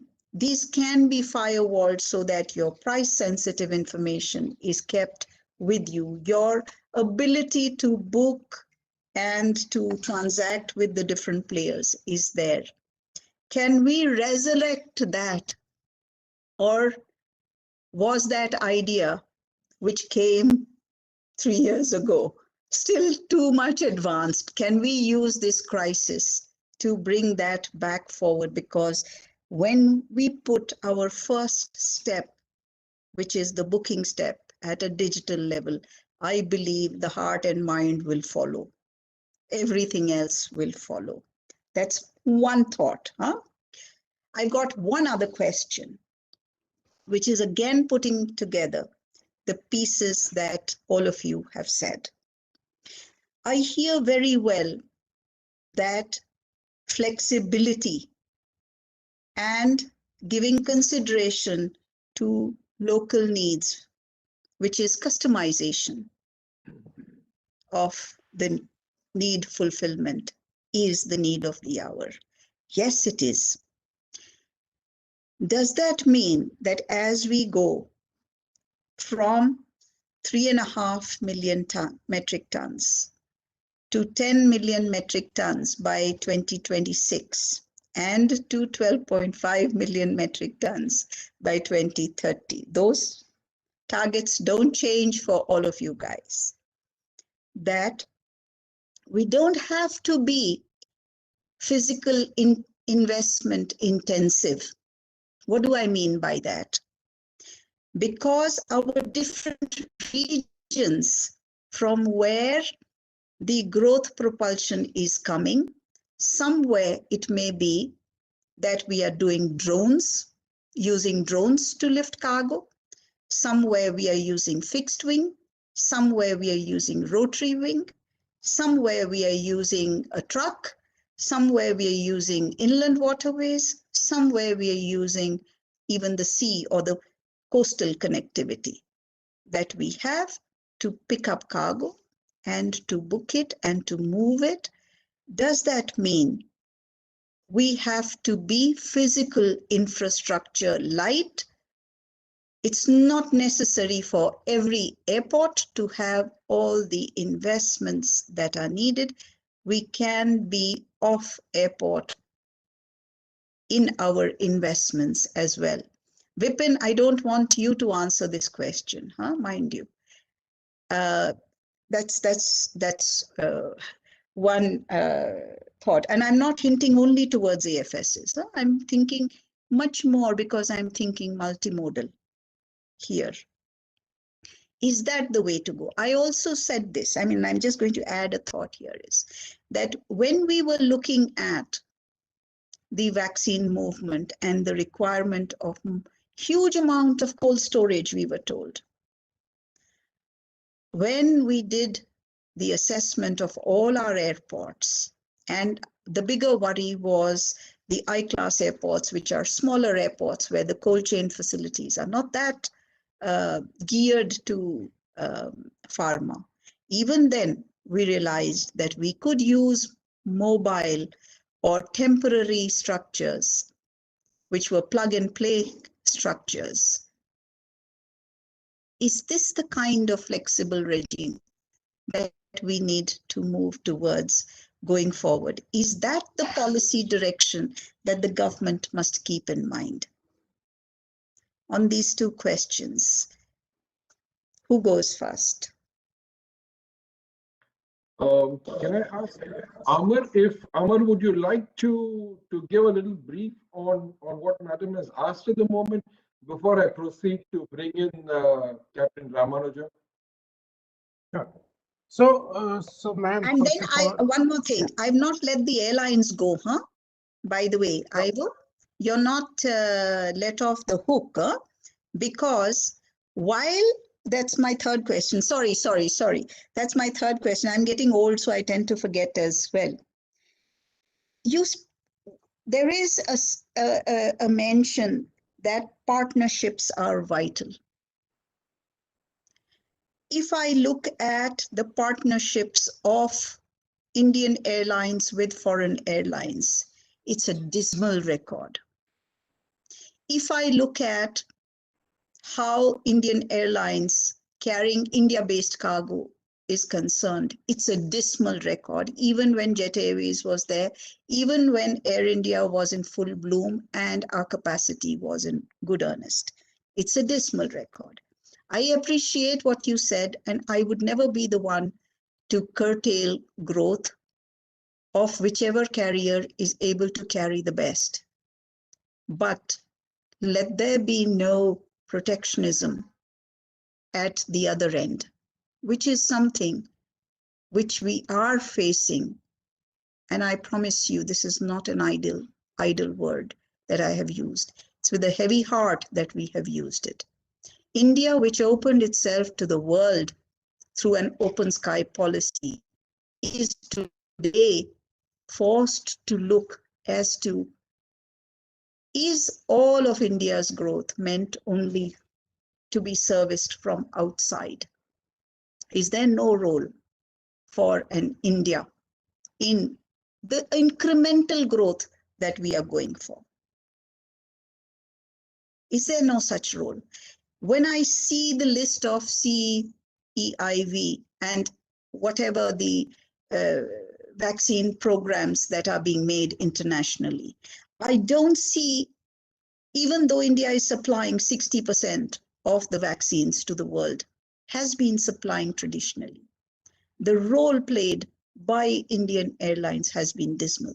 And I'm saying this particularly after checking for 2 whole months of vaccine movements, whether our local systems, including our freight forwarders, are able to meet the requirements of temperature integrity and also the proficiencies of 2 minutes, 3 minutes. If you were to see my mobile phone on the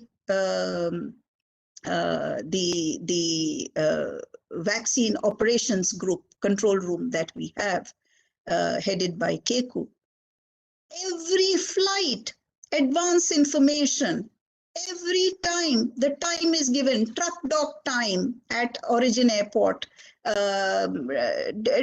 unloading, loading onto the flight, nothing more than 2 minutes, 3 minutes, even for cargo, which is so many packets of 90 pack boxes or more. So somewhere we have done it right. And this is done without extra investment. This is done with industry standards, which are today ingrained in the Indian air cargo system. I want to ask, is there a need to add entry barriers and cost parameters to our system? Does Africa, does rest of Asia, does Latin America, do they deserve these standards where they are already excluded ab initio from serving? That's my third question. So please, I will not have a fourth question as yet. Okay, so we'll take both the questions. First, I will ask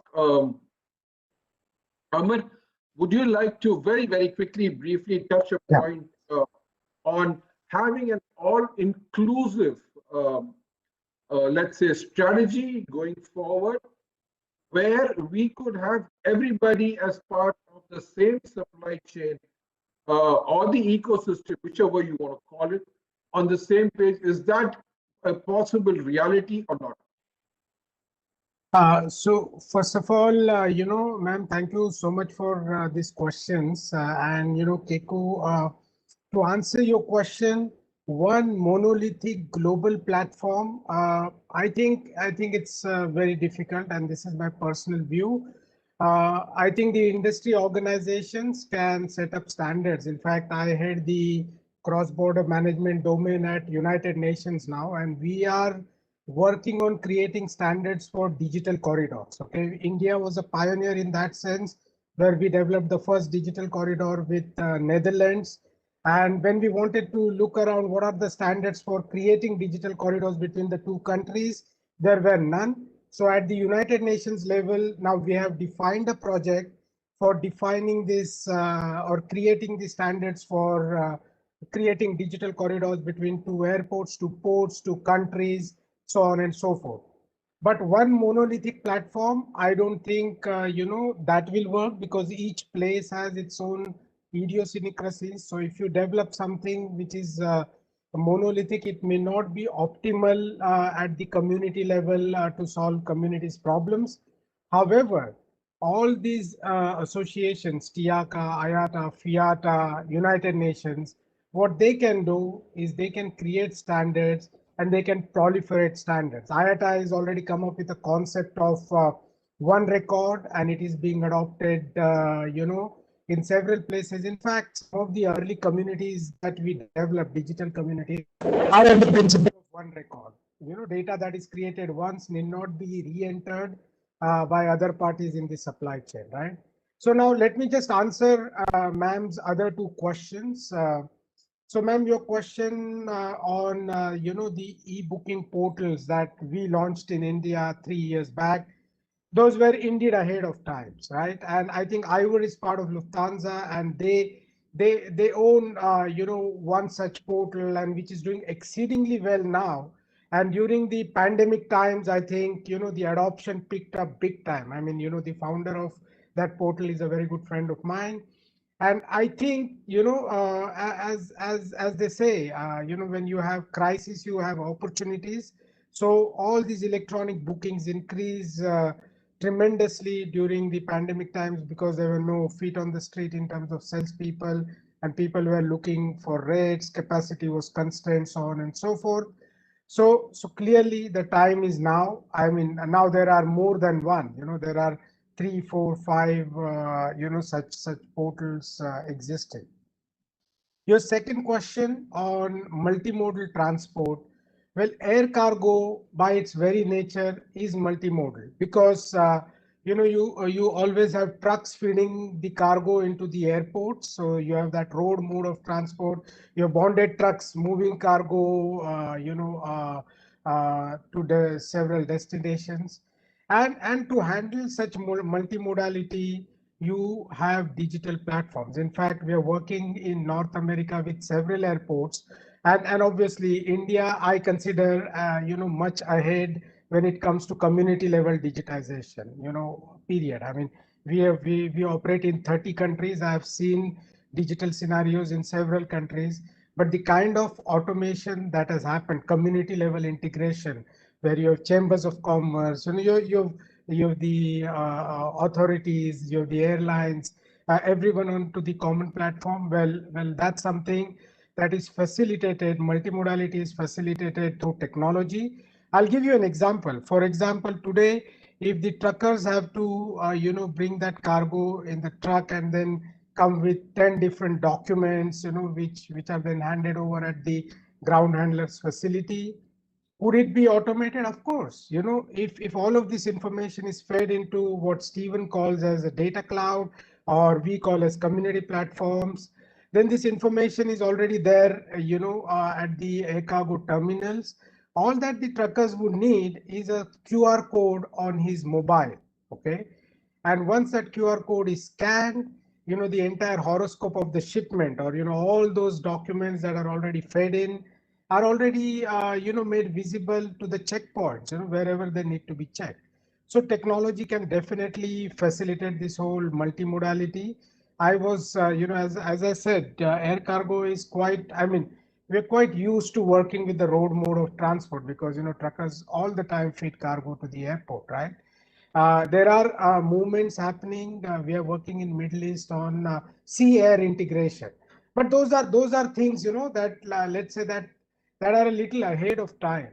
Let's just look at, and I'll take the phrase of a politician. How do we make air cargo great again? Okay, and that's because clearly everybody says that there is still a lot of paper. How do we use technology to make cargo great again? Well, number one, you can use technology to make the airport safer. So if your technology can intimate the airports in advance, what is coming, who is bringing all of that cargo, and in a digital fashion, which removes paper and this whole possibility of getting COVID-19, then you make the airport or air cargo safer. Second thing that technology can do is make air cargo sustainable. Now this is very important. Now in India, I think most of us know that we have several copies of gate passes printed, as Cyrus have mentioned. You need it for so many other purposes, right? You still have, in spite of e-airway bill, you still have up to 3 to 4 copies of airway bills, master airway bills, and then house airway bills. Cargo security declaration. You have a couple of copies of that. We just counted. If you take an airport like Mumbai or Delhi, where you would have 4,000 shipments a day. And if you look at these small copies of paper, which amount to around 20, and these will be around 20 anywhere in the world, not just India. It is about 80,000 copies of paper, and I'm just assuming one document is one copy. If there are shipping bills which run in like 24 copies itself. 80,000 copies of paper, multiply that by 300, you have 24 million copies of paper. You know what that tantamounts to? It is 1,500 trees. Okay, so as they say, people who solve small problems or pay attention to smaller details can solve very complex problems, and it is just the same. So each of these small copies of paper, and when we investigated, in several countries, most of the management or most of the people, they don't need it. It's just legacy. It just exists. So if we just get into these details, and if we can just kind of look at how do we replace this 1,500 trees, or save 1,500 trees per airport. I'm talking about one airport. So if you use technology, you can make the world much more sustainable. Forget about those, the truck start and stop and all those waiting time for perishable trucks where they have to keep the engine on, etc., etc. Carbon emissions, you can absolutely reduce that drastically. You can address truck congestion. Why does truck congestion happen? Let's look at core principles. Trucks arrive at the same time because they arrive around the same time when the flight is supposed to depart or flight is supposed to arrive. Most of the documentation happens at the airport. So terminal charges, payments, or document submission, waiting, etc., happens at the airport. And when one truck has stopped for that documentation, there is a queue piling up behind that truck, right? Third thing, people don't have visibility whether their cargo is ready, for pickup or delivery. So if you use technology, you can solve all of these problems. You can streamline the flow of trucks. Slots can be booked and trucks can arrive at that time. a lot of paperwork that happens at the airport could be done through the cloud, so that data reaches the airport before the cargo reaches. And that's how you eliminate the waiting time for trucks. And when you have transparency, when you have mobile apps on which people can see if their cargo is ready for pickup or delivery, you don't have this kind of congestions of waiting time. So by doing this, you can also do more with less. Mumbai airport, for that matter, is a global case study for a reason. It's a very small airport, very constrained airport. It handles close to 1 million tons of cargo. And some of the reasons why it happens is because some of these processes are already digitized, right? So making cargo great again is making it more sustainable, more secure, doing more with less, and clearly making it more transparent. You could give, ma'am, you spoke about, connecting two different airports. That's giving end-to-end visibility. When you create communities, these are local communities which connect the, local ecosystem. But when you connect it using blockchain or other technologies with global airports, you have end-to-end visibility. So I think, we all talk about digitization, but, instead of very high level talk, if we could just enter into and just look at in our own office, what is that unnecessary paper that is getting generated, and just look at a mechanism to eliminate it. I think we have the best government support that we could have ever had in the current times with, Vandana ma'am leading the whole, cargo initiative. And if you could have some concrete recommendations, I think, we are there. Pandemic has pushed us towards it. We are there. So, ma'am, to summarize, to answer your questions, yes, 3 years back, air cargo booking portals were not in vogue. The time is now.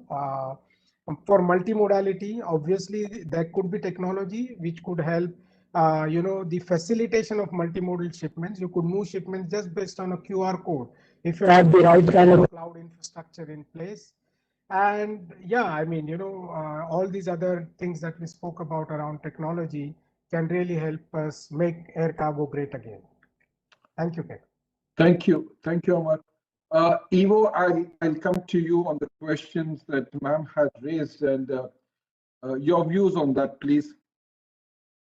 Yeah, thank you very much. I know the time is already running short, so I try to keep short and crisp there on that. Thank you very much on your open statements there, and then I appreciate to take this discussion forward, of course, also together with other carriers. I mean, since I can only talk as a representative of the Lufthansa airline group, I mean, first of all, we stand for, besides our quality aspects and our reliability and long history, we stand for fair market competition, governance, and we are inviting all parties to develop this new normal, right? I mean, you spoke about partnerships, picking up on my previous statements.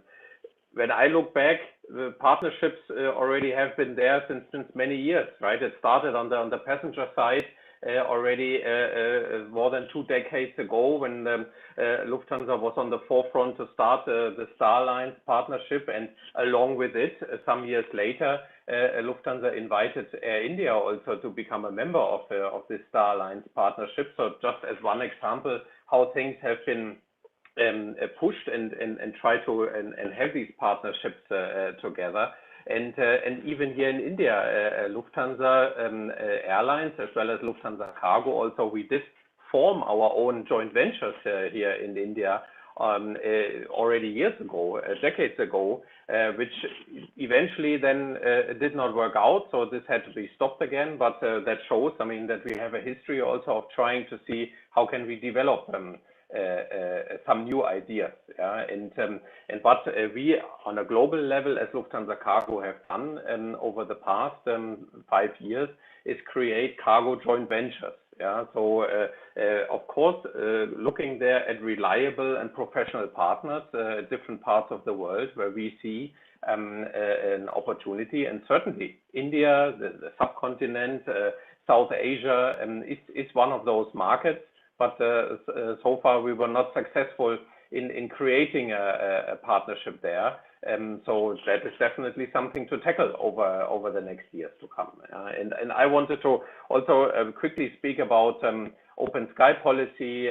You had mentioned that also about a negative experience, or let's say challenges that you have seen from that in the past. And we stand for open sky policy very much as an important point in the global business. Yeah, we do not want to be as a company. We don't want to be protected by anybody. We stand towards our competitors. The customer in the end has the choice of the services that are being offered, and the price, of course, that is also behind it.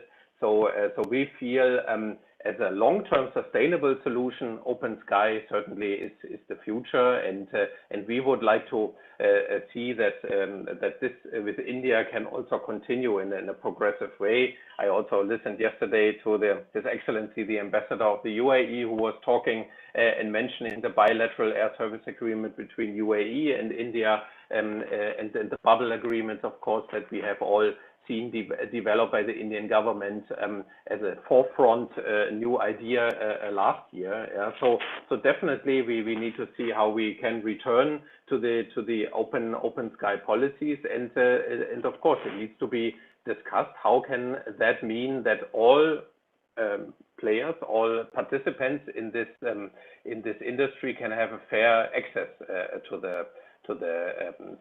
the markets, yeah, and this depends, from my point of view, on services, on processes, on professionalism, and in the end also on sustainable financial practices. Yeah, so this is what we are trying to do and offer to our customers. One last quick thing I wanted to mention regarding digitization and all that discussion about paper and so on.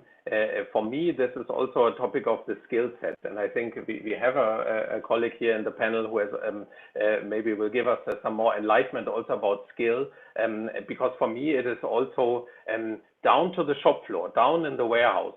We need to also manage to train the people and embrace digital technology. It doesn't have to be only on the management level. It will not work out like that on a regulatory level. We need to bring it down to the shop floor.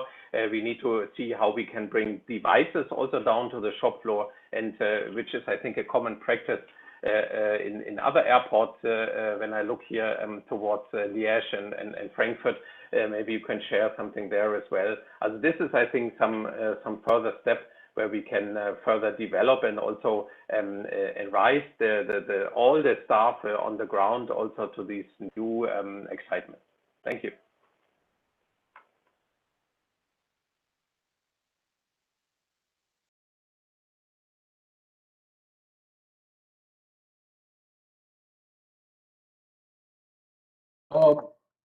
Thank you. Sorry, I have a little bad connection. So thanks for that, Ivo.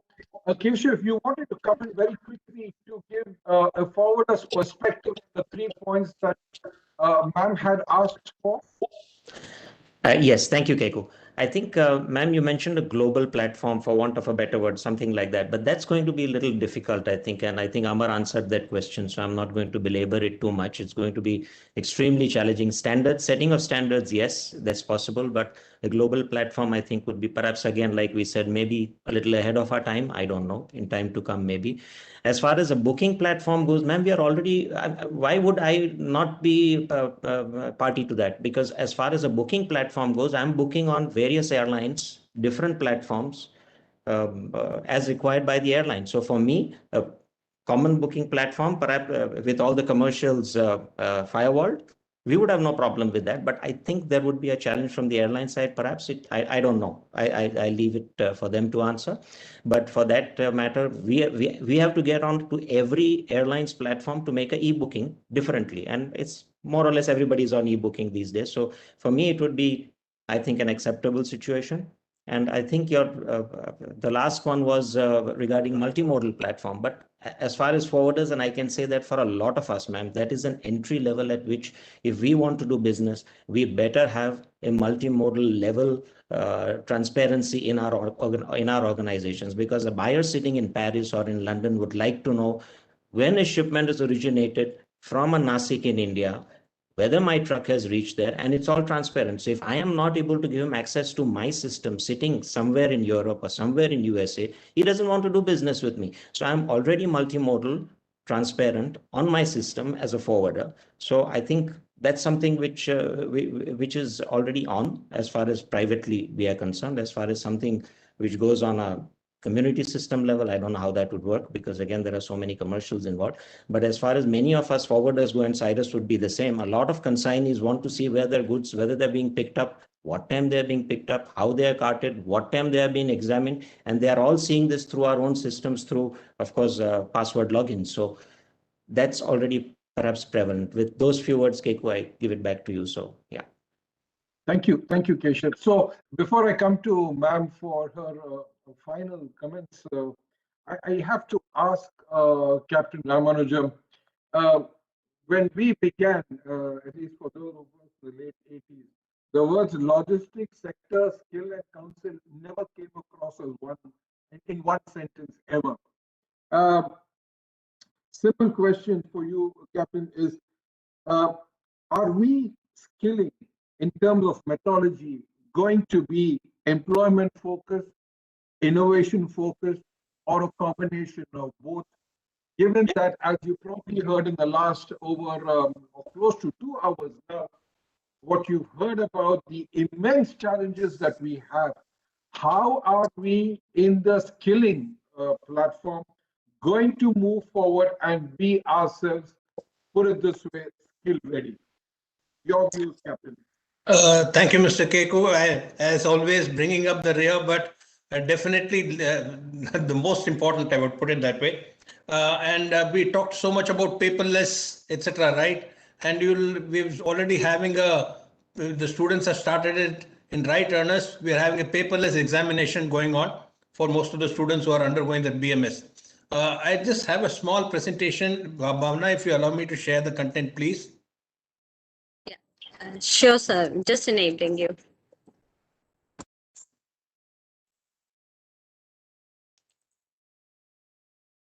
Can you see the screen, please? Yes, sir. Thank you.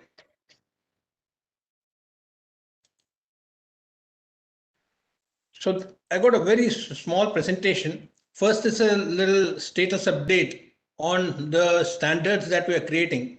And yesterday, Mr. Amber Dubey made a small mention about rationalized job roles. Yes, we are creating these rationalized job roles, as you can see. These are 10 job roles which would comprehensively cover the standards, occupational standards required for the cargo segment as well as the passenger segment. We saw during the COVID that personnel who were otherwise employed in the passenger side, whether in the airline or in the airports, they've all moved and started working for the cargo segment, which means multitasking is the norm rather than an exception. Therefore, we have created these rationalized job roles which comprehensively cover what would be needed as an occupational standard for candidates to get qualified and become absolutely employable. And you can see from the timeline, we will be good to go by the end of this month. Now, coming to what we are doing otherwise, I think it's better allow the students to talk. I'm undertaking the BMS aviation services in air cargo operation passenger cargo systems. I'm motivated from the development to take this degree as I feel like this is a perfect course for me, as I always wanted to work in the aviation industry. This course is already for me a lot of the aviation industry, the airport operation and logistics management, and I hope to learn a lot more beyond that. Thank you. So that was Sunidhi, a girl from Bombay who has joined the Sharan Baswa University and now pursuing the BMS Air Cargo Aviation Services.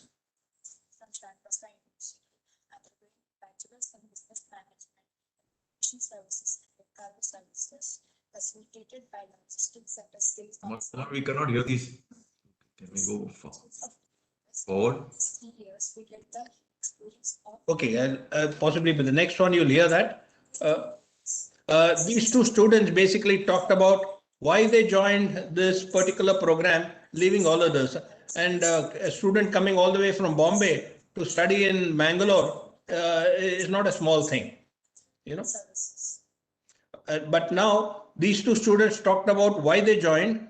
Now these two students now will say about how the conduct is going on in the Rajiv Gandhi National Aeronautical University, as well as the importance of apprenticeship. My name is Subhi B.S. from Rajiv Gandhi National Aviation University, Amethi, UP, undergoing Bachelor in Management Studies in Aviation Service and Air Cargo course, facilitated by Logistics Sector Skill Council. After undergoing the course, from past 5 months, I can say that the course is designed as an amalgamation of management subjects, finance, logistics, and aviation industry subjects, which allows us to have a broader understanding of every aspect of the industry. It provides a vertical as well as horizontal knowledge about the industry. The subjects are being taught by industry experts that enables us to have professional insight of the industry and understand the course from the industry perspective. So that Mrs. Vandana ma'am doesn't get over-elated that it's only all girls. Here is a boy who talks about the program. My name is Ashish Giri from Rajiv Gandhi National Aviation University, undergoing Bachelor's in Management Studies in Aviation Services and Air Cargo, facilitated by Logistics Sector Skill Council. Our program is a 3-year apprenticeship embedded program with 12 months of apprenticeship with prominent aviation and air cargo companies. This will help us in practical application of a theoretical knowledge, which in turn will help us in building skills necessary for the industry. The apprenticeship training will enable us to be job ready as we graduate and use our skills and knowledge to be a successful professional.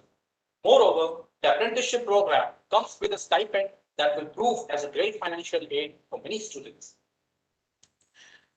So we really do believe that this apprenticeship embedded Bachelor Management Studies in Air Cargo and Aviation Services is a sure pathway for productivity and sustainable human resource for the aviation sector. Thank you. So my immediate question to Captain Ramanujam would be that if your courses on cargo control at airports or in ground handling or even off the airport, that is end to end, are certified, these are industry standards. Why does any employer at an airport, whether it's a ground handler or an airport terminal, still require a CEIV certification? Is that not a duplication of the requirements? Surely, if the skills that have been imparted at certification level is sufficient, then IATA should be recognizing this ab initio so that we do not have to waste time. India is not a 1 airport country. India is not a 10 airport country. We are moving to 200 airports. For us to look at calling IATA to certify each of our standards at each of the airports is going to be mind-bogglingly expensive. You're absolutely right, ma'am. This is a point which I've raised also with the Special Secretary Logistics, but this is I suppose it applies across all segments of logistics, because the nations which got industrialized much before us, they started off the block much earlier than us, and therefore have set the rule book and therefore are directing the entire others lot to follow it. So, for example, you'll have a small organization in France, the Bureau International Containers, which gives a 11-digit number to the ISO containers, which controls the entire assignment of numbers to all the containers across the world. So why can't we do it? Similarly, if you have to inspect an ISO container, the inspector has to be certified by an agency in Singapore. Why not in India? So these are questions, larger questions, I think, which we need to take up and possibly arrive at international parity. You're absolutely right on that point, ma'am. Can I add something, ma'am, very quickly on that subject?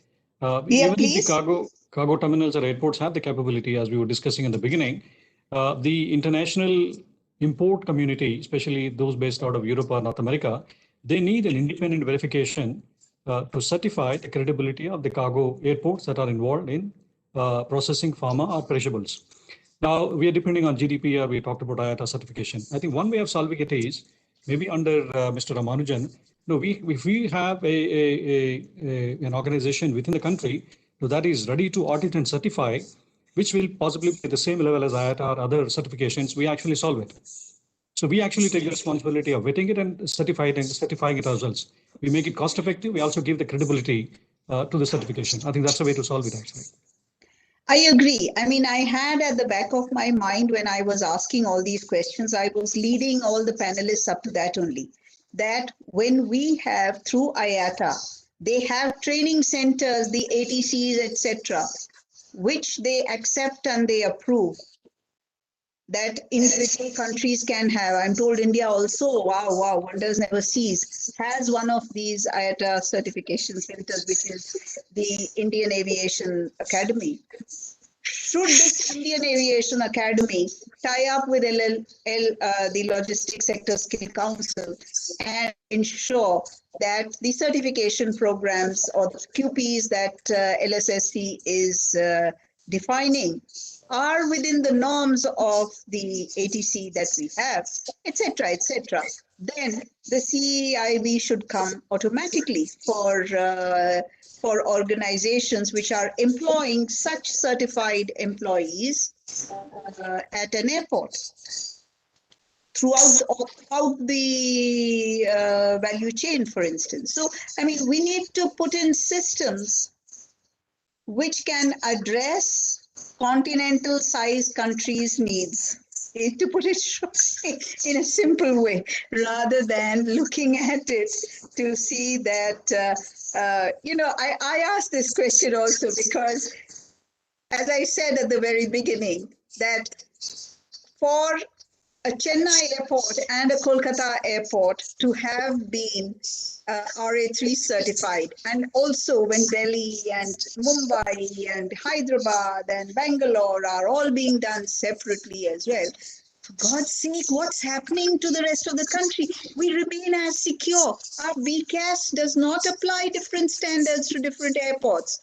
Why is Europe getting all twisted up on this issue of having to come to every one of our airports to certify them? It's not as though we wear multiple hats in our country. We would never be able to run a country of our proportions if we went so individualistic in terms of, or so intrusive in terms of how we are approving international level situations. And yes, the independent certification does not mean a foreign certification. It's high time we realize that. Absolutely. Absolutely, ma'am. Absolutely. Thank you. Thank you, ma'am. I'm just trying to reduce the burden on the shoulders of all our international agencies. I'm not attempting to do anything else. Okay, Keiko, over to you.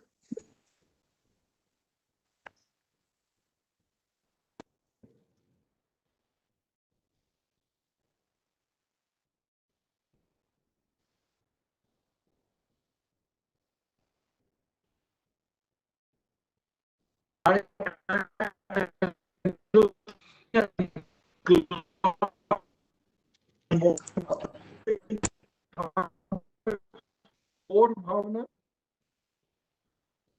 Bhavna, do we have on? I'm not sure. Hello? Sorry, you're not audible. If you can just... Yes. But she's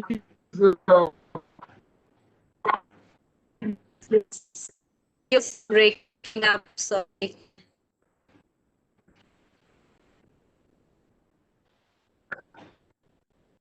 okay. I've lost the connection. Bhavna, are you still there? I don't know. So let me just continue at the moment. Ma'am, very quickly. As you like to talk about. Thank you So, for okay. bringing out those points during this. Yes, sir. So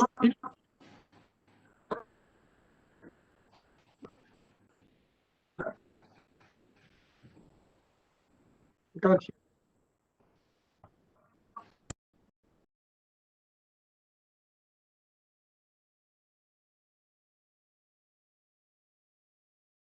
Am I clear?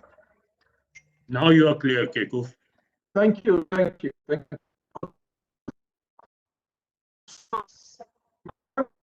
Delivered that dispute and over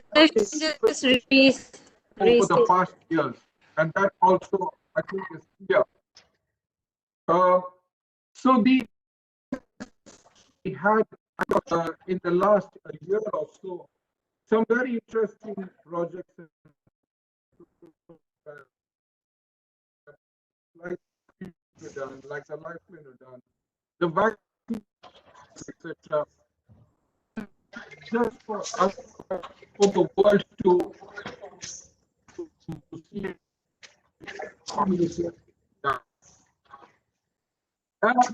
given that this was, as I would say, a year of cargo, your take on why we haven't crossed the 32-day mark for India as a whole?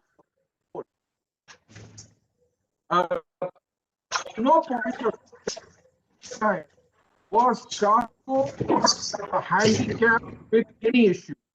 We were probably the only people who had a free run in the aviation industry. So we are becoming 100 new. We came up with facts like the passenger to freighter conversion, going for a the big was the availability of cargo per se to get on board our flights. But what would be the 3 points that we sort of haven't focused on as an ecosystem in the country, and what are the key points that I would say are the ones that to focus on? I know we have taken a from as well, but from your perspective,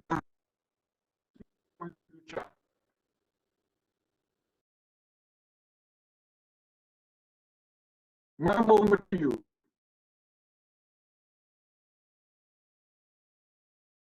Bhavna? So, are you asking me to first say what my 3%? Your voice was cutting, was not very clear. Anyway, let me say that for me, what is important going forward is. Not clear. Huh? Okay. For me, what is very important going forward is that there is no, as I said, replacement for digital. And yes, although I did try to get some more thoughts going on how global should the platform be. Should it be spatially global? Should it be holistic in covering different modes of transportation? Should it have within its elements booking portals and all other players on the same platform, or should it be a sum of fragments, that is where an airline has its own portal, a freight forwarder has its own network, etc., etc. That is within the value chain. Should it be one, or should it be fragmented, sum of fragments? So these three options to me still remain open, and we would, I think, need to discuss them. We have no option but to look at moving fast on this issue, because drones are going to become a reality for us. As I said, some of the other multimodal systems which we've never worked with, we are comfortable with the road, but we need to work with waterways, we need to work with the sea as well, and the rail, of course, as well, for our domestic shipments at least, and rail going forward at the other end as well, as I said. So we have to look at multimodality at origin and destination. Second takeaway is that for market development, for growth of India's air cargo and for us to meet the aspirations not only of the Indian producer, but also the consumers who are happy to import and to also consume products which are produced across the world. India is not a closed market in any sense of the term. So for meeting their aspirations, cargo has to grow. And to grow, investment of the right sort is needed. Physical investment in human infrastructure is needed. And I'm sure that Captain Ramanujam has it all well in hand when he's speaking about the innovations that we are doing in our skilling platforms or policies for going forward. In market development, controlling costs remains an essential, and I'm happy to hear from Cyrus that air cargo logistic costs are a fraction of what might be an overall cost, though I think we need to hone down on that a little bit as well. I think much better way to control costs is to have a far more robust competitiveness in the regime that exists rather than having regulatory controls on prices or on quantities. We have no option in this rubric but to reach out to new markets, look at our regions, the hinterland, which have so far not been addressed by my dear freight forwarders here as well. I would urge you to go to the tier 2, tier 3 towns as well and try to build a far more important and sustainable access to the supplies from there as well, or even their consumer needs to service them. We have no option but to innovate and to be flexible in how we are looking at the growth of air cargo. And finally, the third point, which I had hinted towards, which was how do our stakeholders interface and collaborate with their partners overseas. That to me is a big challenge. I think that in COVID, under the lockdown conditions, as an air cargo fraternity, we did very well in the domestic arena. I think the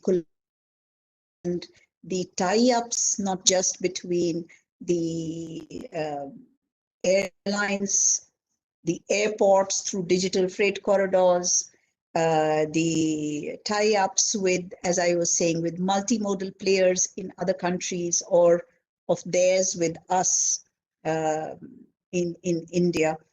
These are some areas that we need to see how we can, as the third largest aviation market, play a more befitting role in the global growth of air cargo. It's not just about India's growth. If the world's third largest aviation market is, in terms of sheer numbers, such a dismal player, then clearly something is amiss in how the India-related synergies with themselves are being unleashed. And I think that's an issue that we may address. I think for me, these are the three big takeaways for going forward in our policy and planning. And also, I would say, for the business resurgence. Thank you. Thank you. Thank you. Given the time constraint that we have, I'm not sure we could take in questions, but what I'd like to do with my panelists would be, in a minute or two, your top 3 initiatives that you would like to see go forward. Let me start that with Stephen from your side. in your perspective, the top 3 initiatives you would like to take to have this business grow? Well, it's difficult to be original, but it would be, yeah, go for digitization and especially partnerships. It was said that that all these cargo communities is like islands. I think the whole idea is if we all get our islands right and together, and then we connect our islands later, that's a lot easier than starting to do everything all together at the same time. So yes, those are local initiatives, but yes, they are important, and let's connect them later. So I really think it is important to get it right on a local level first, and then expand it through cooperations and by using standards. And coming back to standards, a lot of attention has been given to CIV. CIV is not an obligation. It is a standard that is set, that is used by companies to set out, but we as an airport chose not to go for an airport CIV. We decided if members of our cargo community want to go there, we support them. And we do support standards, but we don't support spending money on things that you don't really need. And from my experience, I learned that pharmaceutical shippers, they still audit every trade lane they use, CIV standardized or not. So I'm not saying it is not a good thing, but I'm also not saying that is an absolute condition to get in on the pharma or even on the vaccines transportations. It is just something that can help you, but no more than that. So that's one remark that I wanted to make that has nothing to do with these 3 points. So let's come back to cooperation to make sure it works well locally, and then connect it globally. I think that's the main takeaways going forward. Thank you. Thank you, Stephen. Ramesh, your side, please. Thank you, Keku, for lack of time, and also to avoid the repetition of points that Stephen and Bam already have covered. I do agree the top level issues such as digitization and development of infrastructure, depending on what the airport needs, are 2 definitely important points for me. But apart from that, as an airport operator, the passion, energy, and dedication that I found in the cargo terminals that we manage in terms of managing the vaccine logistics in the last 2 months or so is something that really personally motivated me. I think one of the challenges for the airport operator is to make sure that the dedication and passion that we found in the last couple of weeks in terms of managing these shipments is continued and sustained, and also exhibit the same passion in terms of managing all the shipments, not just for vaccine. I think if you have that game in place, there is no way that we can actually avoid us becoming #1 cargo operations in the world. So that would be my top priority in the coming years. Thank you. Thank you, Ramesh. Mr. Keshav? Yeah, I think collaboration being the topmost. We have to collaborate with each other rather than be working in our own silos, because that becomes very difficult, and then it's multiplicity, like I've said earlier, whether it is digital collaboration or whether it is physical collaboration in any way, even on the ground, it has to be a one voice. Training, ma'am spoke of CEIV, I speak of training. Why is it that air cargo handles a lot of sensitive goods, whether it's DGR goods, temperature control, time sensitive goods? Why is it that the most recognized training can only be an IATA accredited training? So there's got to be some kind of collaboration there in terms of training, because there are many institutes which do this, and why is it that those institutes cannot be acceptable to our industry partners? And I think basically, to my mind, going ahead, we would have to look at these these few factors of collaboration. Digitalization is, of course, what we've spoken about all along. It cannot be fragmented digitalization. If we have some community platform, if I know, for example, that I'm going to send my truck to the cargo complex at such and such a time, I know it'll get unloaded. So transparency in terms of setting parameters. I can't say that today, unfortunately, that my truck would be back in my warehouse, duly unloaded in A, B, C, 1, 2, 3, 4 hours. It's not possible. It depends on what kind of congestion there is. So the setting of parameters perhaps could also help in going ahead. Thank you. Thanks, Keshav. Ivo? Yeah, thank you very much. I keep it short. Also, I appreciate the open comments received here, and I would love to see this moving forward in the next weeks and months to come. I also thanks again, Vipinji, for bringing me into this panel here.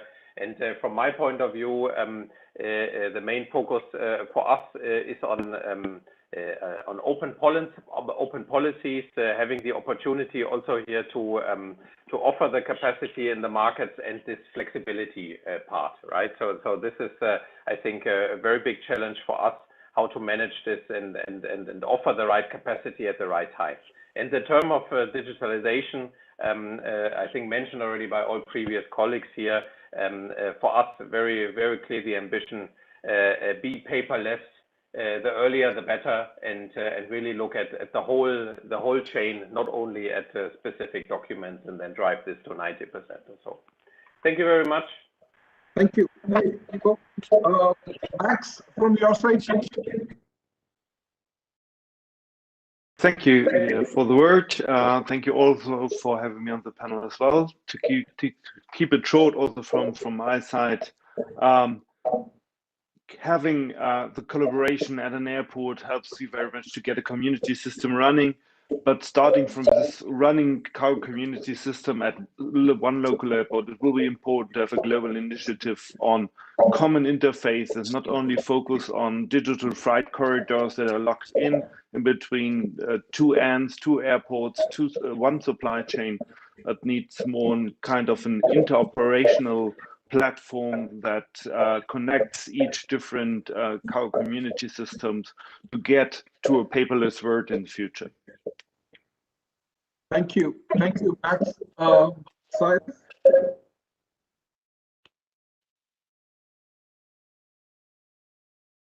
Cyrus, I think you're on mute. Okay, I'll make it short also. ACFI, from the training point of view, ACFI is training almost 100 people every month. Keku, you are very much instrumental in the whole organizing of these camps, and all are done on offline. Number two is that surely we'll all agree on this panel, and I'm sure everybody else is also agreeing. Suddenly digital has become hot topic. Amar More, good to hear from you.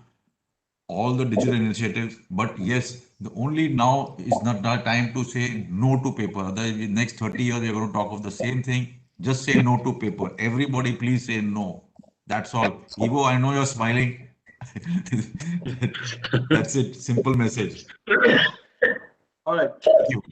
Thank you, Cyrus. Captain, from your side. We're already working with ACFI in many initiatives. I request industry to take up apprenticeship in a big way. This is a win-win for all. Request industry to come forward and set up industry-led training centers such as the Cargo Academy, which Stephen spoke about, and request from the government strive for international parity. Thank you of all our training programs. Thank you. Saurabh, from your side. So, Keku, as our air cargo industry, from an industry perspective, as we mature mid to long term, we will have to focus on three things, I feel. First would be handling transformation, because what we all do as part of the value chain, that activities will undergo changes. You know, what customer does at what we do and what the FF does. So we'll have to manage the transformation part. It's very important, something also linked to what Vanda madam just said. The second part is also in terms of training or skilling. I think we should be talking about new training or skilling, because we talk about 3 times growth in volume, say 3.5 to 10 plus. we will require twice the current manpower, but the training required would be slightly different because of all the things that we discussed, in the just to be keeping it short. And the third thing is, I think Mr. Tana spoke about individual islands, which is fairly open and integrated, but we will have to move towards common platform and more importantly open marketplace. I think it is still not there. When we talk about customers, when we talk about freight forwarder, when we talk about airlines, this is important. This is also something which was discussed: common platform and open marketplace. That we have to prepare and adopt, and it is different from what it requires mindset change as well. It's slightly more than what technology can offer. So these are the three areas we'll have to focus. Thanks. Amar, from your side, and I'm still holding you onto the date. Okay, I have very simple three priorities: connect the community digitally, connect the community digitally, connect the community digitally. That's it. Lovely. Thank you. Thank you so much. I'm afraid I think I've overshot the time. Not good as a standard for our industry. We like to have benchmark OTPs in all that we do. So I want to thank each and every one of you for spending your Saturday morning for the very lively discussion. I hope you have enjoyed and have taken a few takeaways from this as much as I have. If there is any other comment I would like to make now, or if not, I'd like to hand it over back to Bhavna ji to close this meeting. Again, reiterating what you said, sir, a big thank you to everyone for taking our time. May I request Vipin Vora, sir, to please propose the formal vote of thanks and share his thoughts as well. Thank you. It is my privilege to propose the formal vote of thanks for this mega second day, 7th edition of our PhD Global Aviation and Air Cargo Summit 2021. Themed Aviation, Air Cargo Industry New Growth Blueprint and Business Resurgent Parameters. Today, the discussion was focused on air cargo sustainability initiatives for future.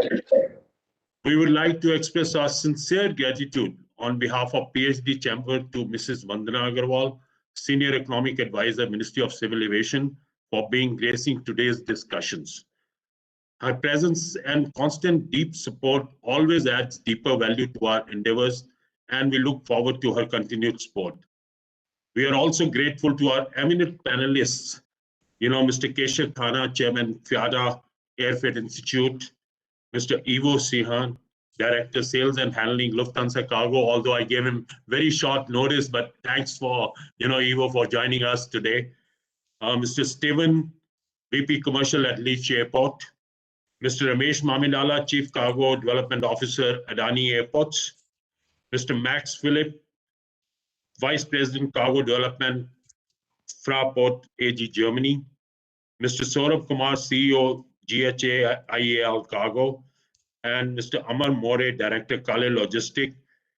Captain T.S. Ramanunjam, Chief Executive Officer, Logistics Sector Council, and of course, my friend Cyrus Gazdar, Cyrus Katikara, Gina, my old friend. Sorry, sorry, Cyrus, for, being here today. We are really grateful to our eminent panelists for their presence, and the enriching perspectives shared by all have truly been enlightening and informative in nature. I would also like to thank especially to Ms. Vandana Agarwal and the entire team of Ministry of Civil Aviation, Ministry of Logistics, and all Indian flag carriers like Air India, SpiceJet, Indigo, Go Air, along with all international carriers who had really helped Indian exim trade kept moving during this last year of a very difficult time which we all faced. I remember even, during those April, May days when there was, curfew all over, whenever we had a problem, we were even talking to Madam Vandana at 12 o'clock in the night, and she used to solve our problem. Thanks to you, Madam. We really are grateful that you kept the things moving. And, especially I can tell you about 5 years back or 10 years back or 20 years back, whenever we used to attend any conferences or personal, things, there was not even one word mentioned about cargo. In every speeches, they were always talking about passengers and nothing else. And a lot of times I had to say, yeah, cargo also plays an important role in that. And I'm really grateful to you that in the last 3 years or 4 years, everybody has started cargo first, then passengers. I'm really grateful, that you have changed the whole cargo scene in India, especially. Worldwide, people were recognizing, cargo, but in India, after you have taken over, you have really, really helped the cargo industry. And now we feel proud to be in cargo. Previously, we said, passenger wale cargo is treated like a stepchild treatment. And today we say, we are the main child and passenger is the other child, stepchild. So thanks a lot once again. We're also grateful to all the terminal operators who have really gone out of the way to help the trade to move their cargo on time, especially last year and even now. Madam, we look forward to more interactions with you, all the Ministry of Civil Aviation, with a view to promoting greater involvement in the road to recovery post the pandemic. We also express our sincere thanks to all the ambassadors from various countries, diplomats, and distinguished guests from the industry for their presence, which has definitely added further value to our webinar. With a heartfelt gratitude to our sincere thanks to our sponsors, Chalabi Aviation, AAI Cargo Logistic and Allied Services Company, AAI Class, GMR Group, Boeing India, Continental Carriers, Kale Logistic, and Logistics Skill Council. The need of the hour is to disseminate as much information as possible about the new initiative and work in collaboration with all the stakeholders. We at PhD Chambers assure you of our commitment towards the same and look forward to working closely with the governments, institutions, and all the stakeholders of the aviation and air cargo industry together. And before I, close, of course, I'm not going to touch AFS today. There are a few other points I'm not going to touch. Today I said I will not speak anything about AFS. There are 2-3 issues which I would like to, give it to you to think about it. One is the main, the issue is, on the ECGC export credit guarantee, thing on the freight forwarders in the service industry. Now, the way the freight rates are going up, and especially the risk of the freight forwarders when they are offering credit to foreign agents, is increasing every day. Now, I had a discussion with ECGC because they are the ones who cover, exporters' risk. We as freight forwarders also earn a lot of foreign exchange and bring it to the country. But if the agents over there in outside India, if they go bankrupt or anything, there is no policy available to an Indian agent where we can cover our risk on our foreign exchange exposures, outside India. So if this can be taken up with the, ECGC, which is the government's body to cover the export credit guarantee, I'll be really grateful. Now, the other second thing which I would like to mention here is on the SCIS import license to freight forwarders on their foreign exchange earnings. That is very, very important. There were, licenses issued to most of the freight forwarders because we also have to invest in a lot of things, like forklifts, other things. And if we can get this SCIS, there is a policy in the government that service industry can avail this import license. But unfortunately, this is not happening. And people who have got import licenses, they were all being asked questions by the DRI and all, and most of the agents have surrendered those. And if that can also be looked into, that's the second point which I would like to cover here. The third point is the last point of mine is that there has to be some rule which needs to be implemented at all the airports, because what happens is that if somebody is changing this computer system, like what happened this week, this week, on Monday or Tuesday, CSC changed their IT system. Now the messages were not exchanged between customs and them. So what had happened? The whole cargo got blocked, and the flights went empty. Now, at this time, if the flight goes empty, we lose everything.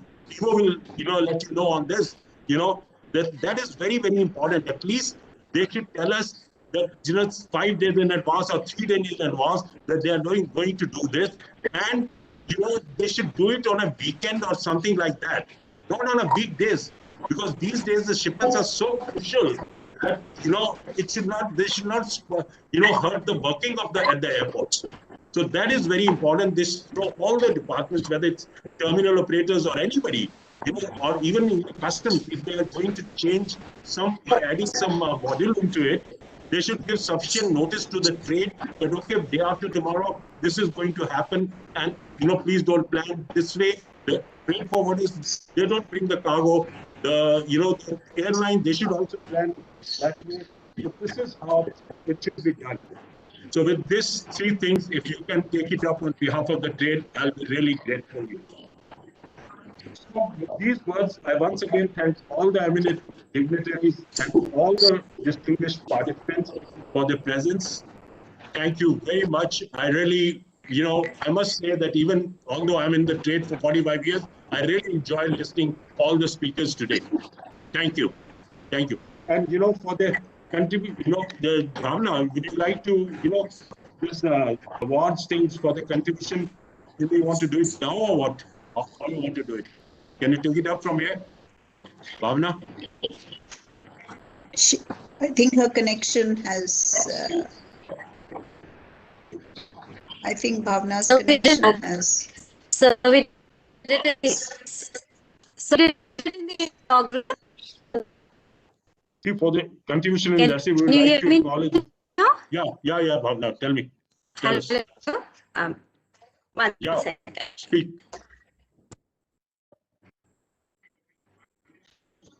Sir, thank you so much. So thank you to everybody and all. I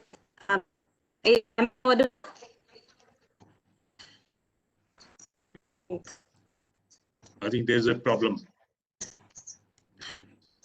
Thank you so much, everybody, for all your Thank you so much. And for Thank you. Thank you. We look forward Thank you, everyone. Thank you, everybody. Thank you.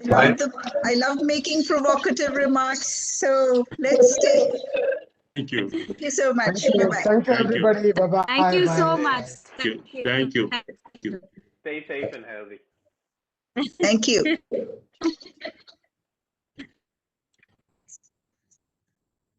Thank you. Thank you.